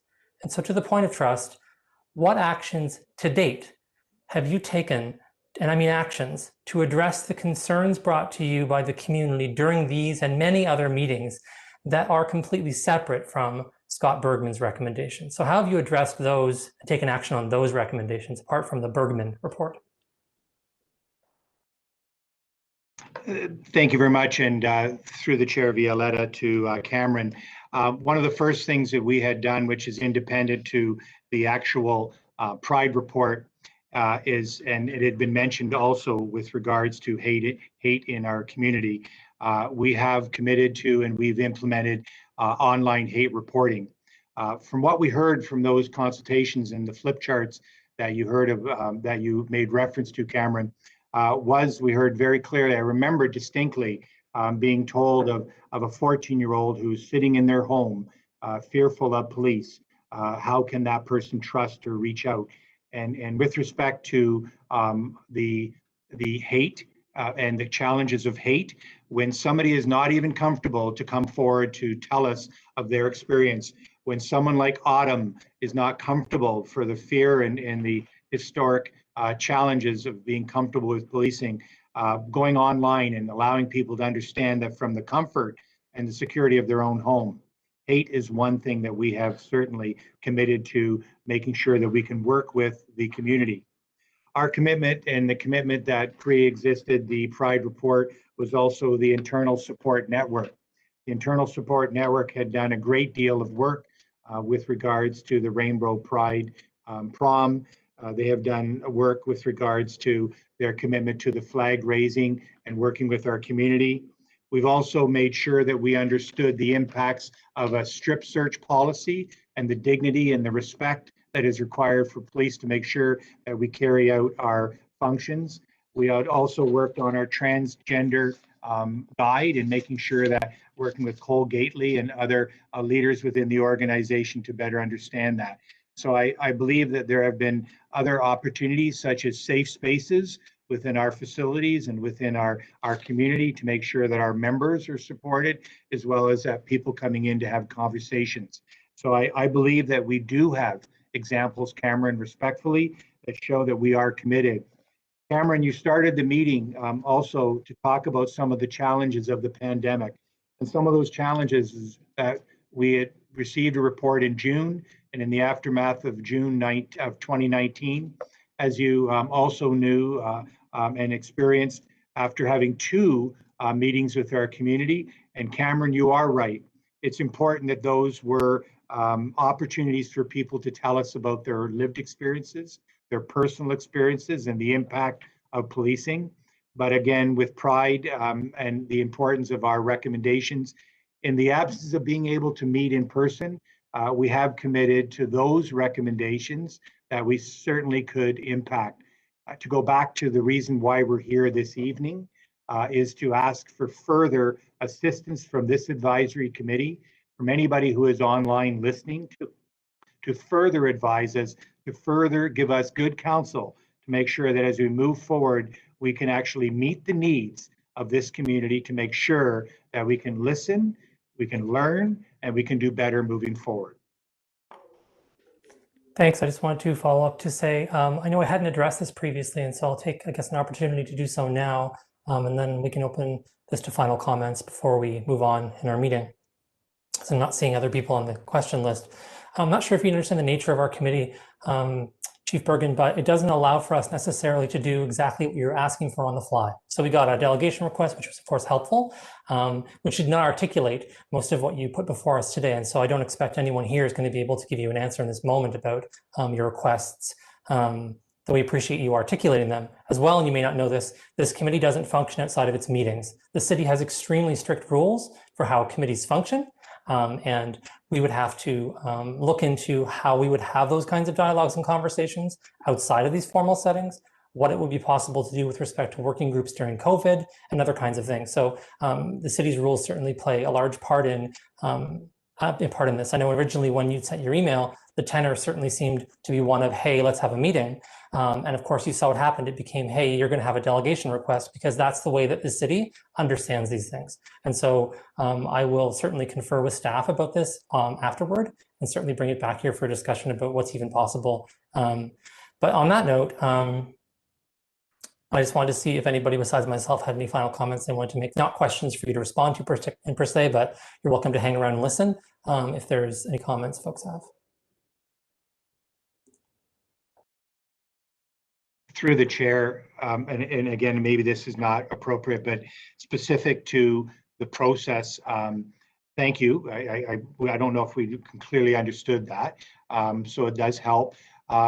Is there an interest, and maybe this is something the advisory committee is not comfortable answering, but perhaps people who are on YouTube or at least live streaming this, if we were to create an opportunity, whether it by a subcommittee or just going back to trying to find a date in the future to again try to kick off in these pandemic restrictions, community consultations or those community meetings that we had sat together twice. And again, we had, I believe, had already planned for a third one when in fact we started to meet the restrictions. So I would leave that open. If you are interested or if the community feels that is any value in doing that, please reach out to our community relations coordinator, Jazz Dillon. Please reach out to our liaison officer, Sergeant Rebecca Moran, and let us know if we have an opportunity to do this better. So I'll stop, because I understood you're also dealing now with the mechanics, as well as, if it would be helpful, Chair, we would supply our delegation in writing to the committee. Sure, a copy would be helpful. And again, it's going to have to be done mechanically. And so there may be an opportunity to figure out exactly where that's going to go on our next agenda, because of course we can't spontaneously add something now.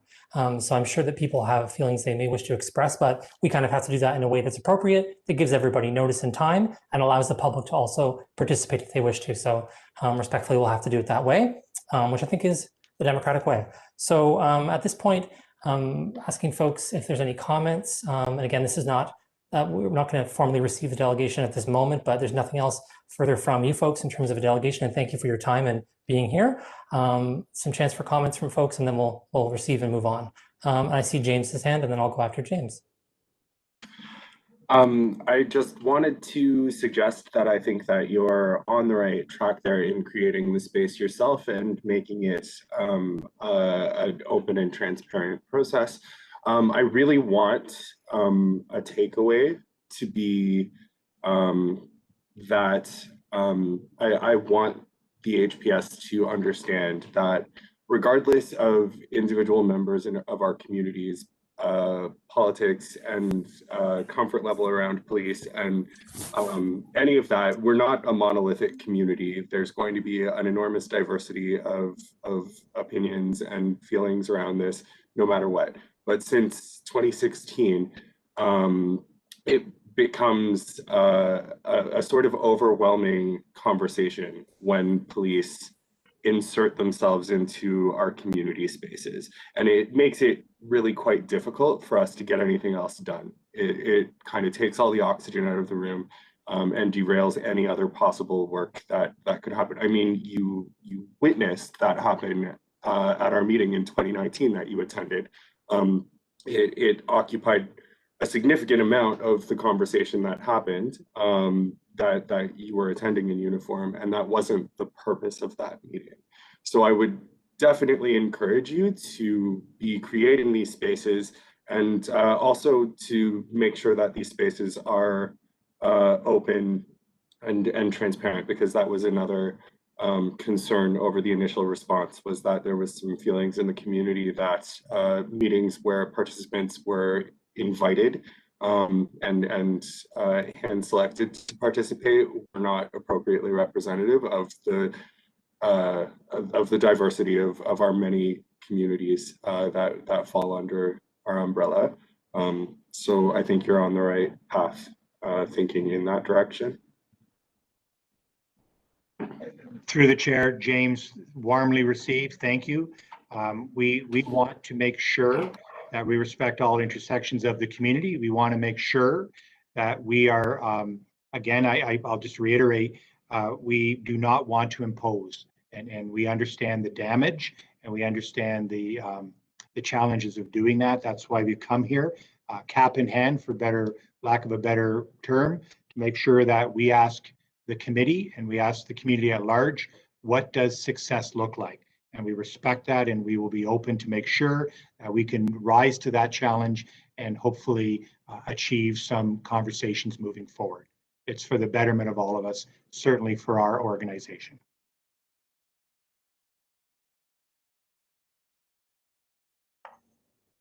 Anybody else have comments before we receive the delegation?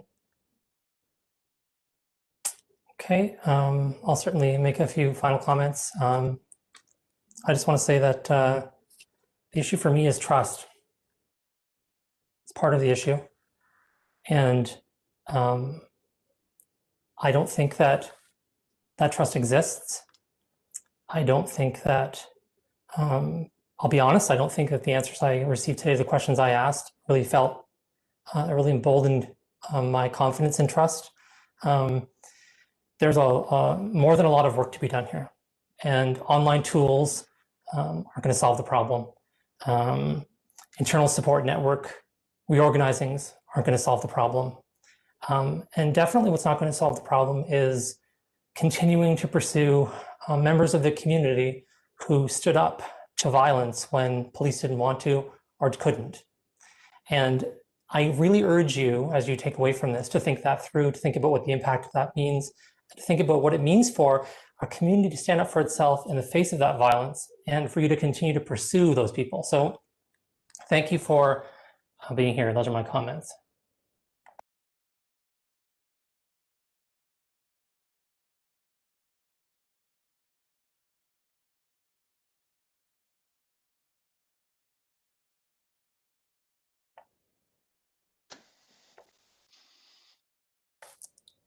And we're moving on to another delegation. So thank you for your patience, Norm. I know it's been a long time and you're here and you're filling in for someone else who couldn't be here. I think it was Graham. No, Graham is here as well. It's oh, I'm sorry. I didn't see that. I apologize. So it's Graham and Norm. Okay, pardon me. No problem. And so you have the floor, Norm, to present to us about the, as I recall, from reading the Economic Development Action Plan. And just so you know, folks really haven't had a chance to review any materials in advance here. And so it will be difficult for us to give you a lot of feedback. And we'll certainly ask questions if we have them. And if there's something we can provide at a future date, we will. Thank you for being here, and the floor is yours. And that's fine. And thank you, Mr. Chairman, and members of the committee for having us here tonight. We are hoping that this is going to be the first of many conversations that we can have. So appreciating they've had a long meeting. This is dialogue that I anticipate will continue on as we move on into the future. So just a little bit of a background. My name is Norm Schlehan. I'm the Norm, sorry. Yes. I think there's a procedure that needs to occur. I'm noticing some things in the chat. Oh.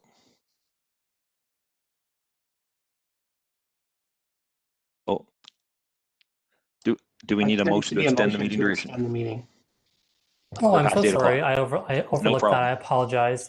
We don't have a set meeting duration, so but Usually we don't have, maybe we do. So let's just have this motion anyways for the sake of having this motion. So can somebody move that we extend the duration of our meeting? James, can someone second that?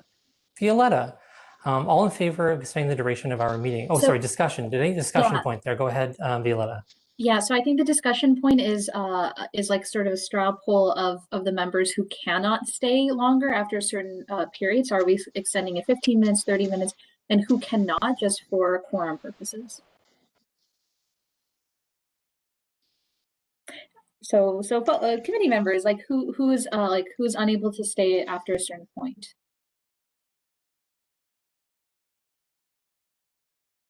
Could you perhaps suggest what the certain point is?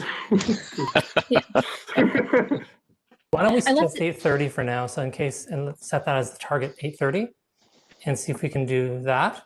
And maybe check in again at that time. Kyle? I can go to 8:15, but I can't stay after that. I don't think we lose quorum then, though. Okay, great. So we'll aim for 8:30. Thank you for that, catching that, everybody. All those in favor of us extending the meeting? I think we forgot to do that. Anyone opposed? Okay, carry on. Apologies. No problem. So for those of you who don't know me, my name is Norm Schlehan. My pronouns are he and him, and I'm the Director of Economic Development for the City of Hamilton. I have been in my current role for about 1 year now, and I've been an employee of the city for about 30 years. So been here for a while. I'm joined here tonight with a key member from my team, Graham Brown, who is the project manager for our city's 2021 to 2025 Economic Development Action Plan. And together, we would like to take a few moments of your time this evening to discuss the upcoming Economic Development Action Plan and hopefully gather some of your feedback and inputs as we look to move this plan forward. To provide you with a bit of background, every 5 years for the last 20 years, the City of Hamilton, through our division, has brought forward an economic development strategy to help guide our actions to help move the city's economy forward. I recently provided council with an update on our 2016 to 2020 action plan.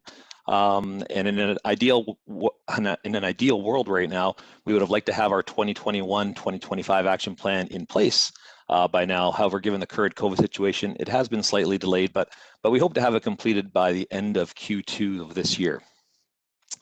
One of the key differences with our upcoming action plan from plans of the past is that we'll be trying to incorporate, where possible, both climate change and principles of equity, diversity, and inclusion as we formalize and finalize actions to be included in our plan.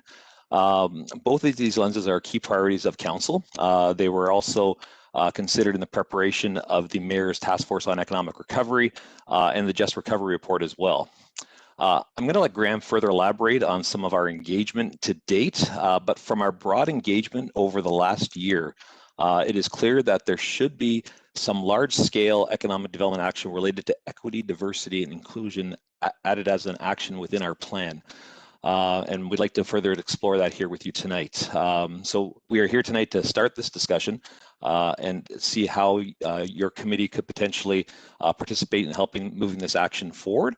Again, this isn't just about, it doesn't have to be completed tonight just because our action plan is going forward in end of Q2 doesn't mean that we have to have it completed by that time, but we're looking at an action that we can partake in with your committee moving forward in the next 5 years and seeing what that could look like. So at this point, I'm going to turn the floor over to Graham to discuss some of our engagement to date, and we'll walk you through some of the ideas that we've had and wanting to move this forward. So Graham, over to you. Thanks, Norm, and hello, everyone. Thank you for our invitation. Again, my name is Graham Brown. My pronouns are he and him. So the current kind of the 2021-2025 Economic Development Action Plan, we actually started working on this document in the late stages of 2019, well before the end of the 2020, the 2016-2020 Economic Development Action Plan. And kind of charting a path to enable a greater degree of engagement, not just with the business community, but with the residents of the city of Hamilton. And some context, 5 years ago, or about 5 years ago, for the 2016-2020 Economic Development Action Plan. We were lucky to be able to leverage the Our Future Hamilton study that was happening in and about the same time as we were working on that prior action plan. This time around, we weren't fortunate enough to have a large public engagement exercise to kind of tag along with, but we were lucky in the late stages of 2020, which really kickstarted our engagement exercise. There was the Our Future Hamilton Summit that focused on the kind of economic development related items for the city. And then naturally with what happened with respect to COVID, our ability to engage fully was hampered a little bit and kind of directed our attention primarily to kind of online surveys. Having said that, we have been able to kind of gather a wide variety of opinions and ideas from not only the general public, but the business community. But what we did find with respect to the kind of Norm's mention of equity, diversity, and inclusion, because of the consultation was fairly broad-based, we weren't only asking questions about what individuals were seeing as opportunities in the future. A lot of our engagement over the past year has been centered around the impacts related to COVID on businesses. What we did find is that we were getting some really interesting tactical kind of ideas as it relates to how to kind of uplift and provide opportunities for individuals from underrepresented groups relating to workforce development and starting and operating businesses. But the engagement wasn't full enough for us to be able to form concrete recommendations. And the second point is with respect to the city's economic development action plan. The focus of that strategic document is typically identifying kind of large strategic initiatives that are above and beyond the kind of regular work plan related work that's happening within economic development and tourism and culture. So because it's an action plan, what we kind of have come to the conclusion of is that it would be valuable to have a specific action in that action plan relating to kind of discovery, investigation, and ultimate the formulation of recommendations related to equity, diversity, and inclusion for underrepresented groups and those groups of individuals and businesses that have been most affected by COVID. So it's a rather lengthy one. And we were encouraged by Pauline to kind of specifically come to this committee and kind of to, in a lack of a better term, kind of concept test that idea. But then as well, in order for us to be able to execute that action successfully, in our opinion, I think that we would be aided greatly by your opinions and guidance amongst some other groups that specifically city committee. So that's kind of what we're here to kind of propose and discuss today.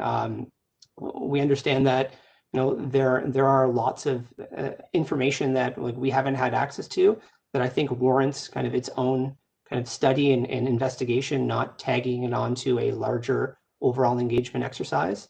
And so that's what we're here to kind of open up a conversation and receive some kind of feedback of that idea prior to us kind of formulating what that action might be and kind of bringing it to council for their thoughts.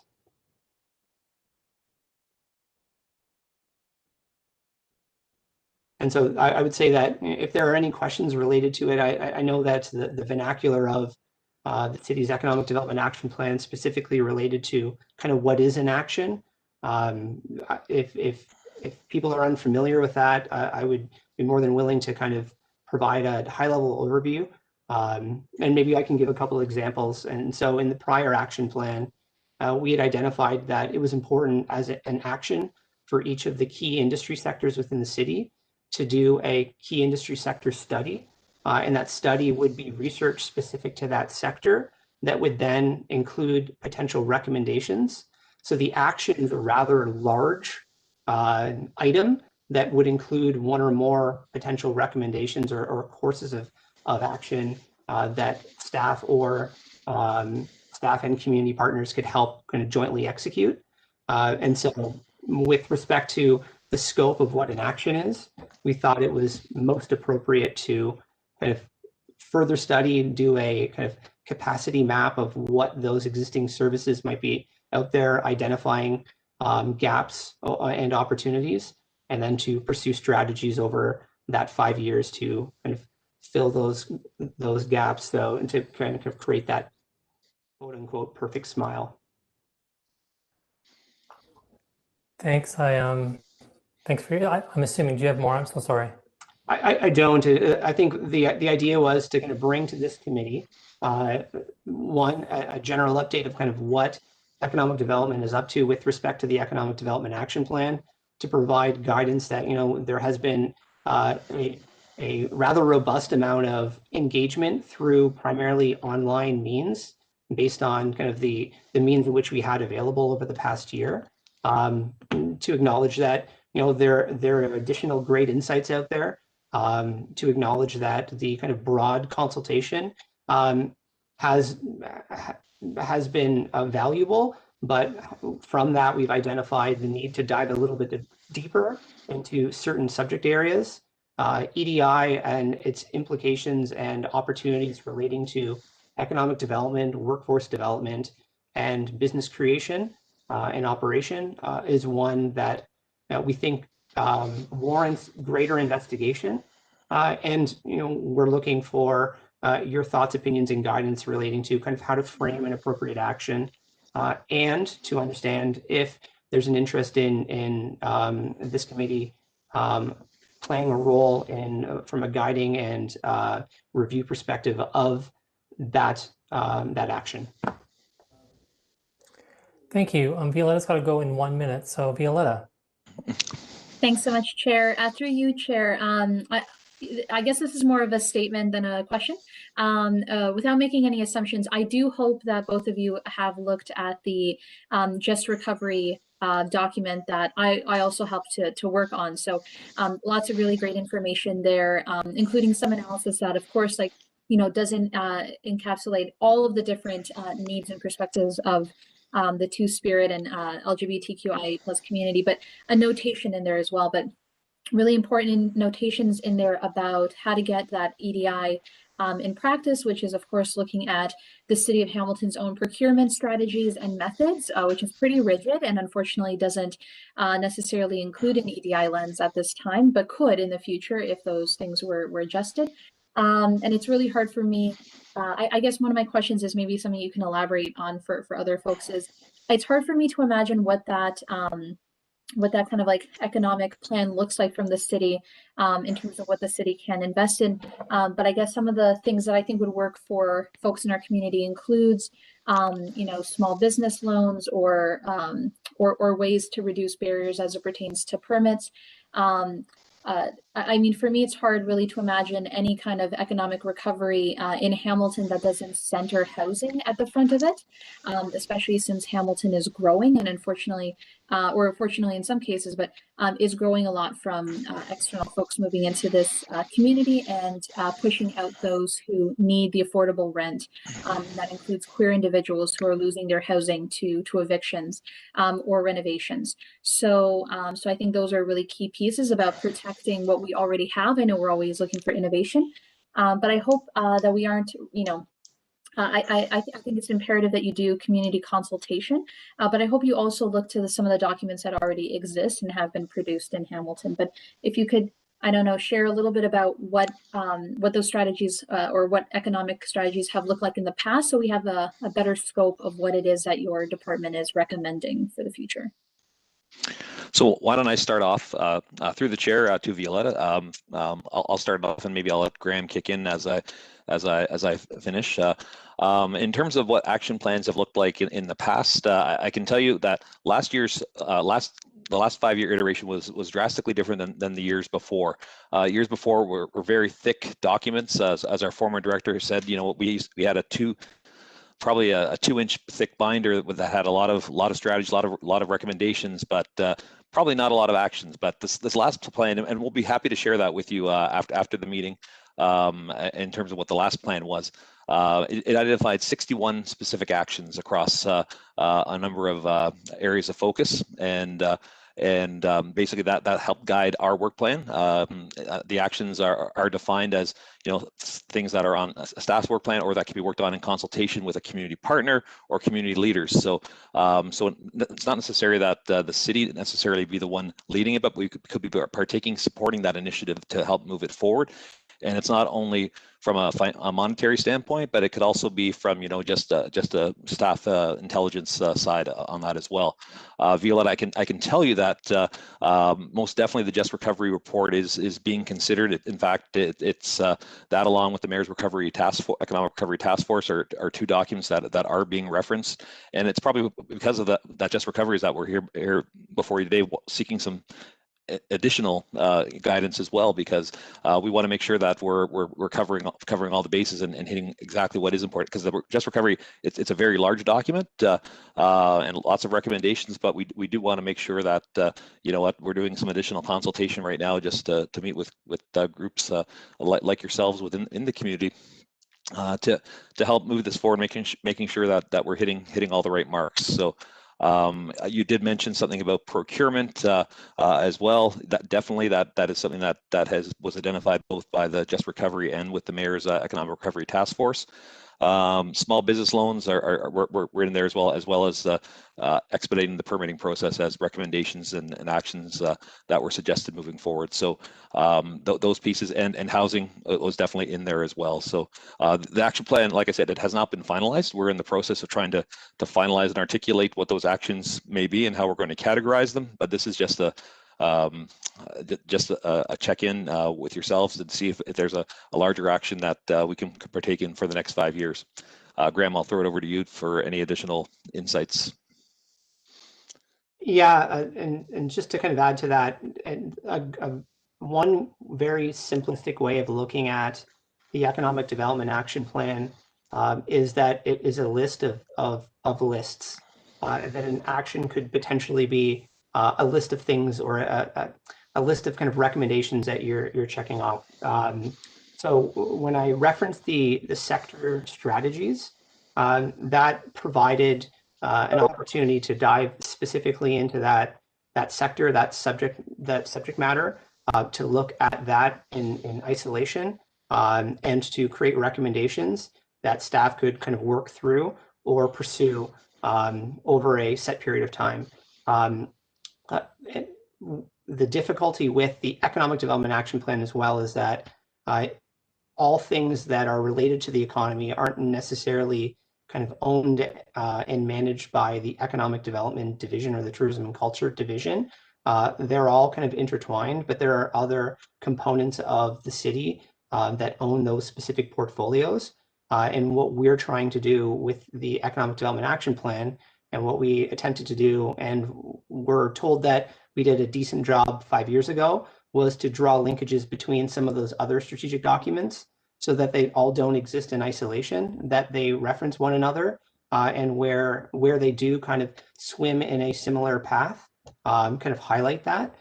So what you'll likely will find when the kind of new iteration of the Economic Development Action Plan comes out, that some of those other foundational documents and those large projects and key areas of work from some of my kind of city colleagues around the corporation, those will be highlighted there. But to Norm's other point, the previous economic development strategic documents were tombs of information, and those were kind of more pertinent and relevant prior to the kind of the rise of the internet, where you wanted to have all of these different kind of sources of data, of information all in one place.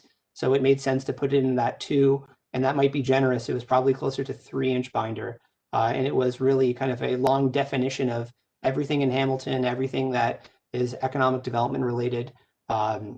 Whereas now, we have online means to link those documents. We don't need to describe in great detail. However, it's important to kind of highlight those kind of major areas and make sure that document it can be navigated by not only businesses within the city, but the general public. So our thought was, with respect to equity, diversity, and inclusion, and kind of looking for opportunities to provide an uplift to underrepresented groups, that the engagement that we were able to accomplish through the various tools we used to gather information for the current working on economic development action plan didn't go in depth enough to be able to kind of provide a basis to form a strategic document that we wanted to kind of build into the action plan, a runway to do that deeper dive and to build that document with those recommendations.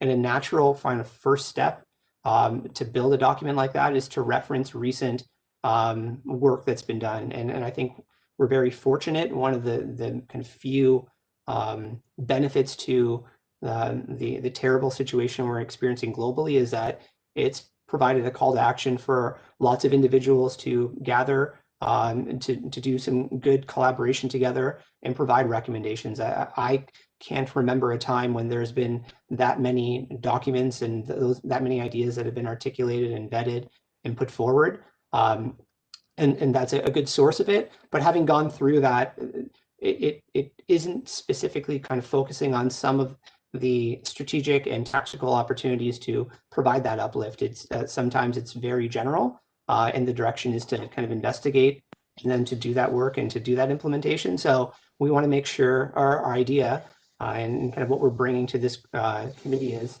we think that investigation and a report that comes out of that with recommendations is a strong and compelling action. And having said that, we think that bringing kind of groups around the table that can provide us great insight in areas where we don't know as much will make that product all the better. And kind of again from the direction of John Arroyo and Pauline, one of their first recommendations was to come to this group, and that's what we're doing. And so that's the context, and that kind of fits within the framework, and will allow for the runway and opportunity to kind of dive deeper and get those tactical ideas, some of which we're aware of, but there are the ones that we're not are what we're interested in. Thank you. Thanks. We're out of time, unfortunately. I would just say I was going to add, well, we're just running out of time in the meeting in general, right? So yeah. I just wanted to say that I think a lot of the asks you have, my comments are some are wide ranging, some are specific, and I think it would help members of our committee if we had some documentation to rely on when we met with you again. And if you could narrow down your asks, because I mean, this is a big, it's a wide ranging thing you're talking about. A lot of the language you're using is really specific to what you're doing. And I realize that you're living it every day. You're up to your eyes in economic plan language, and that's what you live and breathe. But I think that it would be helpful for me, speaking for myself, to have a little bit more of a breakdown about specifically what you think this committee could do. Not now, but perhaps in the future, as you're talking about a 5-year plan. And we could certainly take that information in the form of correspondence and add it to a next agenda and have a conversation about it more meaningfully. I think it's difficult for me to respond simply because I need to be able to read things. It's how I learn. And until I have something to look at with more of a specific directed ask, I can't really offer too many useful comments right now. I don't see other people on the speakers list, so we'll just thank you for your time and thank you for coming out and starting the conversation. And I'll ask. And Cameron, just thank you very much. And I don't think it was our intent to come here tonight to get the answers from you, but basically, again, to start that dialogue, and we will definitely follow up with information, and hopefully we can attend at another meeting in the future. So thank you for the opportunity to talk to you this evening. Yeah, thanks for coming out. Thanks for introducing yourselves. We appreciate it. Yeah. Have somebody move to receive this delegation and the previous one? Forgot to do. Have somebody second that? We do that? Thank you. So moving both of the previous recommendations are James and Lisa Marie, and all of us in favor of doing so. Anyone opposed to receiving the delegation? Seeing no one. So the delegations have been received. Thank you for your time and enjoy the rest of the evening, whatever it may be, however time is left. So we're at 8:26 and we have a couple of points of regular business and some conversation. So I'm going to ask the indulgence of the committee to carry on a little longer. If that's okay with folks. Do we think we need a motion to carry on longer, or should we carry on?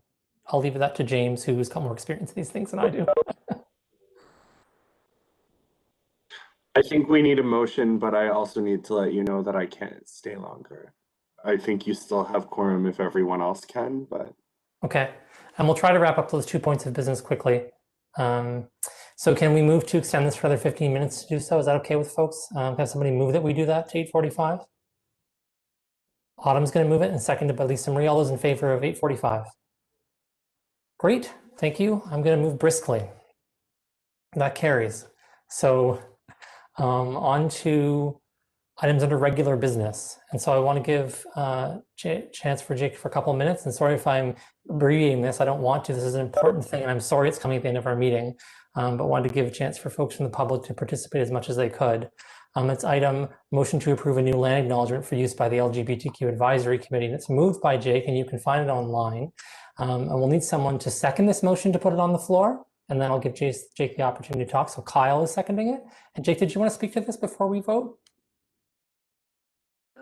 I'm not really sure what I'm supposed to speak to. So if anyone has like questions or like discussion items that they would like me to speak about, then sure.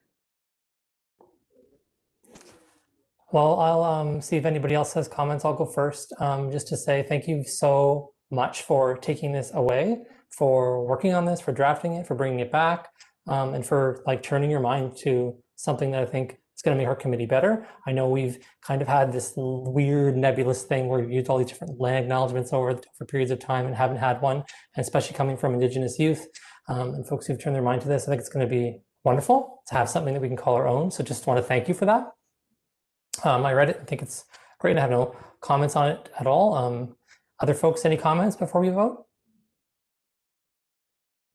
Okay, I'm not seeing any. Okay, great. All those in favor of adopting this as our LGBTQ land acknowledgement? Anyone opposed? See no opposition to carry. So starting at our next meeting, we'll be doing this, and we'll put a call at that time to see who wants to deliver the land acknowledgement. I've always kind of just been like, hey, Violetta, but you know what? Other folks may want to do so. So we'll put a call at next time to see who wants to give that land acknowledgement. Thank you for your work, Jake, so much. The next thing on our agenda, I need help from Pauline with, so I'll do my best, but this relates to our committee paying for advertising costs. And so you'll recall there was an advertising campaign to advertise for vacancies on the committee. And of course, there was art that was done by a member of the community for that. And so we need a mover and a seconder regarding that. Someone move the motion and then we can discuss it more, and someone second that. Kyle's going to move it. Jake's going to second it. I'll speak to it briefly to say that, yeah, I don't exactly know how, and I'll say that very, very plainly. I'm not exactly sure how the budgeting process works with respect to this, but it's my understanding, and Pauline can clarify, that the costs fall to our committee to pay. And so I think we just need to have an amount, and we'd have a bit of an explanation from staff, and then we can vote to include the amount in the motion. Pauline? Thanks, Cameron. The budget amount that would fall upon the committee would be for the graphic artwork, to pay for the graphic artist. The other pieces of the recruitment ad campaign are paid by the clerk's office. Recruitment is a process that falls within the clerk's purview. The recommendation to recruit a graphic artist from the queer community was an excellent one, and did happen, but it is it falls within the budget of the committee and not clerks. Seems pretty definitive to me so in terms of where it falls. We just need to have an amount so that we can approve to come out of the budget. The amount that you're approving is $1,500. Okay. Could you, if you have the ability, contextualize that in terms of the size of our actual budget? I mean, we're not using our budget dollars during COVID for a lot of things, but just so the committee has an understanding of how large our budget is in total.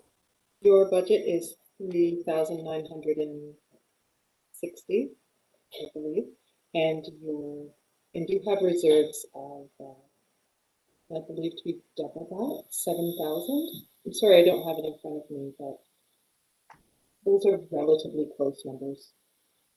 Okay, thank you. And that's just wanting to make sure that we pay the artists. So anyways, all those in favor of this motion? Autumn said that they would like to speak. Saying that. Oh, I'm so sorry. Autumn would like to speak. I apologize. Go ahead, Autumn. Thanks. I'm just thinking that given that later in the year we will probably want to donate both to Pride and to the Trans Day of Remembrance, that it might be worth pursuing drawing something from the reserve to make up for the money that we spend here. But I do want to say that I am in favor. It's a really great point. Thank you. And I should have clarified that. We actually asked for money from our reserve this year, actually. So we have that money coming in anyways. So we'll be good as part of our budget. Awesome. That's a great point. Okay, all those in favor of us doing the thing and paying the money? Anyone opposed? Everyone's in favor? Great, that motion carries. So the next bit is just a series of updates, and I'm going to leave it to start off with to say there aren't updates from working groups, and we'll go right to the recruitment process for Pauline, who might be able to give us an update about where things are at in terms of recruitment and selection. Yes, the interview subcommittee of the Audit, Finance and Administration Committee is meeting tomorrow to go over the applications. There were 36 applicants.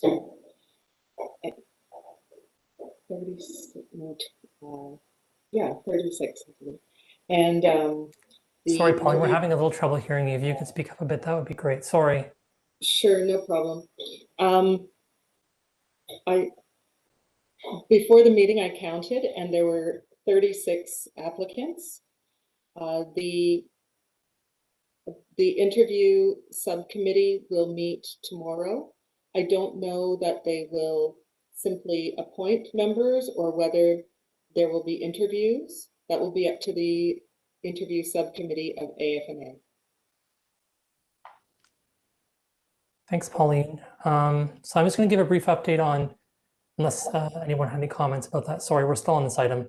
I apologize. So I'm just trying to get done by 11:45. I apologize. 11.2, Councillor Wilson.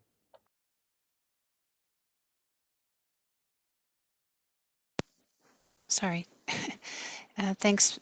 Thank you, Chair. Thank you, Pauline. Just so you know, yes, that selection committee does meet tomorrow.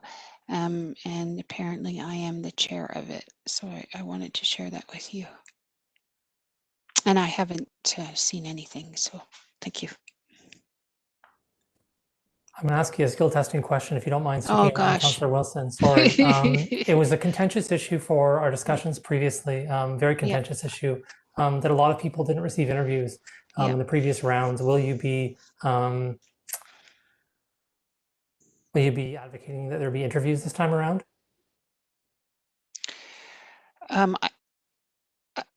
I'm delighted that there are 36. And I personally, I can't make this decision by myself, but I can't see in the absence, like how, in the absence of interviews, how those decisions could be made. So that would be my recommendation. Appreciate that. Thank you for advocating for the committee. Yeah, Pauline just says there's 31 folks, not 36. So hey, that's a pretty high number. So that's really great. See so much interest. If there are no more comments on this one, I'm going to move to 11.3, just so I can briefly go through our previous. How many seats need to be filled is a good question. I should have answered that. The answer is there are 6 seats to be filled right now. So we're filling 6 seats, which is pretty amazing, and bringing our total number up to 15 from 9. The 11.3 is our update on previously submitted citizen committee reports, and there's 3 that we previously submitted that are still outstanding. So I'm just going to give you a brief update on all 3. Specifically speaking to the recruitment, I wanted to let you know that I delegated to AFNA, and At this point, they did not take our recommendations to narrow the search to trans BIPOC folks. They didn't pick that recommendation up as 2 recommendations put forward. And they didn't take our recommendation up to let someone from our community, our committee, however you want to define it, be part of the selection process. So those 2 things didn't pass, although I know that Councillor Wilson had referred part of that to come back to AFNA with respect to selection processes in the future. And so I just want to give you an update about where that's at. It didn't go through in the way we'd hoped. About the All Advisory Committee event, that will be coming to the April 8th AFNA meeting, and our last meeting you approved I delegate to that, so I'll be going on April 8th to speak to that issue. And on the issue of accessible captioning, there's some work that needs to be done there as well on the staff side, as far as I recall. That's back to them to find out what the costing and other kinds of concerns are with respect to accessible captioning, and to provide a history about what they've done to date. And that question also relates to what happened with the All Advisory Committee event in terms of whether or not we need to be using WebEx for something like that, as Pauline brought up last time. And we still don't have an answer quite yet about that, but we're still working toward that. And so a lot of these things should be coming forward in April and resolved then. I've asked our Office of the City Clerk appointee to keep us informed when those things are going to those various committees, so I can be sure that I'm there, and I'm sure I can voice our opinion. In terms of the last 3 things, I'm going to get to those quickly as well. We have 7 minutes. I'll leave 11.4 to the end if it's okay, because I think that'll be quick, but or longer. So just to let you know, there's certainly at this moment some issues with respect to delegating on citizen committee reports, and we talked about that at our last meeting, saying that we have to do a report recommendation, and then we have to have a separate motion for delegating. I've gone back and forth with the clerk's office about this quite a bit, and what I understand is there doesn't appear to be a way for our committee to delegate when it comes to giving a recommendation. So I'm going to bring a recommendation report back to the next meeting with a draft of us to address this issue. Like it's very convoluted. All we want to be able to do, right, is make a recommendation and then go speak to the recommendation, right? And we should be able to do so freely without needing the permission of the chair or other kinds of sort of extra democratic measures. We should be able to simply submit a delegation request, send our recommendation in, and appear and be able to speak without needing other kinds of measures to be able to do so. Right now, it's either at the discretion of the chair or members of the committee if they need questions. And what that does is it means you might sit, or I might sit, to be more clear, in a meeting for 4 hours, and they just say, well, we don't have any questions for you, right? And we don't get a chance to actually speak to the recommendation. And I think that it's really important that we be offered that opportunity. After all, we've taken the time to make one. So I'm going to bring back a citizen committee report next time that addresses that issue specifically, and hopefully we can get council to move on that subject and make the process more streamlined. Any questions about that? Comments about that? On 11.6 on public access to advisory committees, again, just wanting to update folks here that there have been some changes. So I'm not sure if you're aware, but for reasons I'm not really aware of, they took away on the delegation request page the ability to select an advisory committee. So if you wanted to delegate, you would pick one of the standing committees, but you couldn't pick LGBTQ Advisory Committee or type it in. So I worked with the clerk's office a bit to identify that issue, and they worked with the IT people, I think, and it's been sorted out now, and so it's back. And so people can more easily access our committee, and they can now delegate here. And we saw tonight we had some community delegations, and I hope it was increased in the future. But just wanted to let you know what the status of that was, because I know we'd flagged that, I think, a meeting or two ago, that there were difficulties there. Any questions or thoughts about that, or any further discussion about it? Okay, and this one's probably a pithy issue for 5 minutes, but we'll do our best. The Pride 2021 event and flag raising. I will briefly summarize what we had discussed about this previously, because it's on our outstanding business list for a reason. It went back and forth on that. And I'll tell you where we're at. And if people are okay, then I'm going to propose something come back in April. The goal here is to talk to the community about what they want. That's where we left off, right? So putting a survey out, and now there's a platform called Engage Hamilton, which didn't exist when we first had this conversation. So maybe there's a way to develop something with staff, but to ask the community what they want to see, right? and then based on that, make a recommendation. So at this point, it would be spending the time between now and the April meeting, coming up with like a plan to present to you, like this is how we're going to do a survey, this is how we're going to engage the community, having that be open for a certain period of time until the May meeting, and then taking the results and making a decision at our May meeting about what we want to recommend regarding those, the Pride event and the flag raising, so that it's in to council before June. So that's kind of the plan. At this point, with the timeline we have, because we've been kind of pushed back with COVID, I don't see how we can make the decision any faster, but certainly open to hearing other thoughts from folks if they think we should go a different way, if we should maybe forego the survey because of time. But I know that was something that a lot of members, I know James, I know Violetta had spoken to that quite passionately about. We need to really be reaching out to the community and finding out what they want us to do, if they think that we should be changing our position from our 2019 position. Thoughts?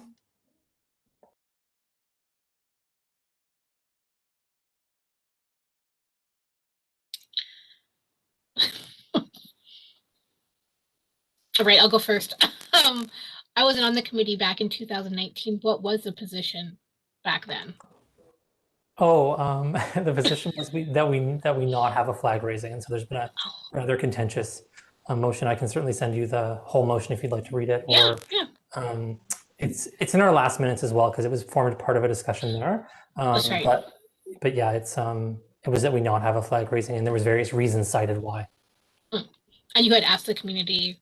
That was like a survey that they did that we got the results from that? We were asked to make that decision on our very first meeting. So there wasn't really time to ask the community. So that's why we wanted to make sure we did in advance this time, because there's an opportunity to have that dialogue, right? So. Okay, thank you. Is your hand up, Kyle? No. Was anybody, Autumn or Jake? Yeah, I raised my hand. Awesome, go ahead. So I want to echo other committee members' concerns and say that I agree that it's very important that we reach out to the community. I don't know the best way of doing that, if that's survey or what have you, but I do believe that it's very important for us to reach out to the community and ask what they want us to do, especially because I know that there was some backlash regarding our last year's position. So. Okay, cool. It seems like we're on the same page. I'll bring back something because again, we're within city confines, right? So what are we allowed to do? How can we reach out and so forth? So I'm going to try and investigate what that looks like with Pauline's assistance. What is permitted for us to do as a committee to reach out? And then if we think those things are adequate, we can push that forward in April, right? And then get it happening so that by May we have a decision made in advance. Otherwise, that's it, folks. It's 8:44. Thank you for your patience and time and staying longer today. I know this was an unprecedented time at our committee and certainly an emotional one for me. And I appreciate your patience in being here and sitting through this, and something I'm sure you've all done before. So if I could have someone move to adjourn and someone second that. And Autumn was quicker on the draw than everybody in the chat. So I'll move by Autumn that we adjourn, and seconded by Lisa Marie, who beat Kyle just so ever so quickly. Thanks so much. All those in favor of us adjourning? Oh, wonderful. Thank you so much, everybody, for being here. We'll see you at our April meeting. Be well in the meantime.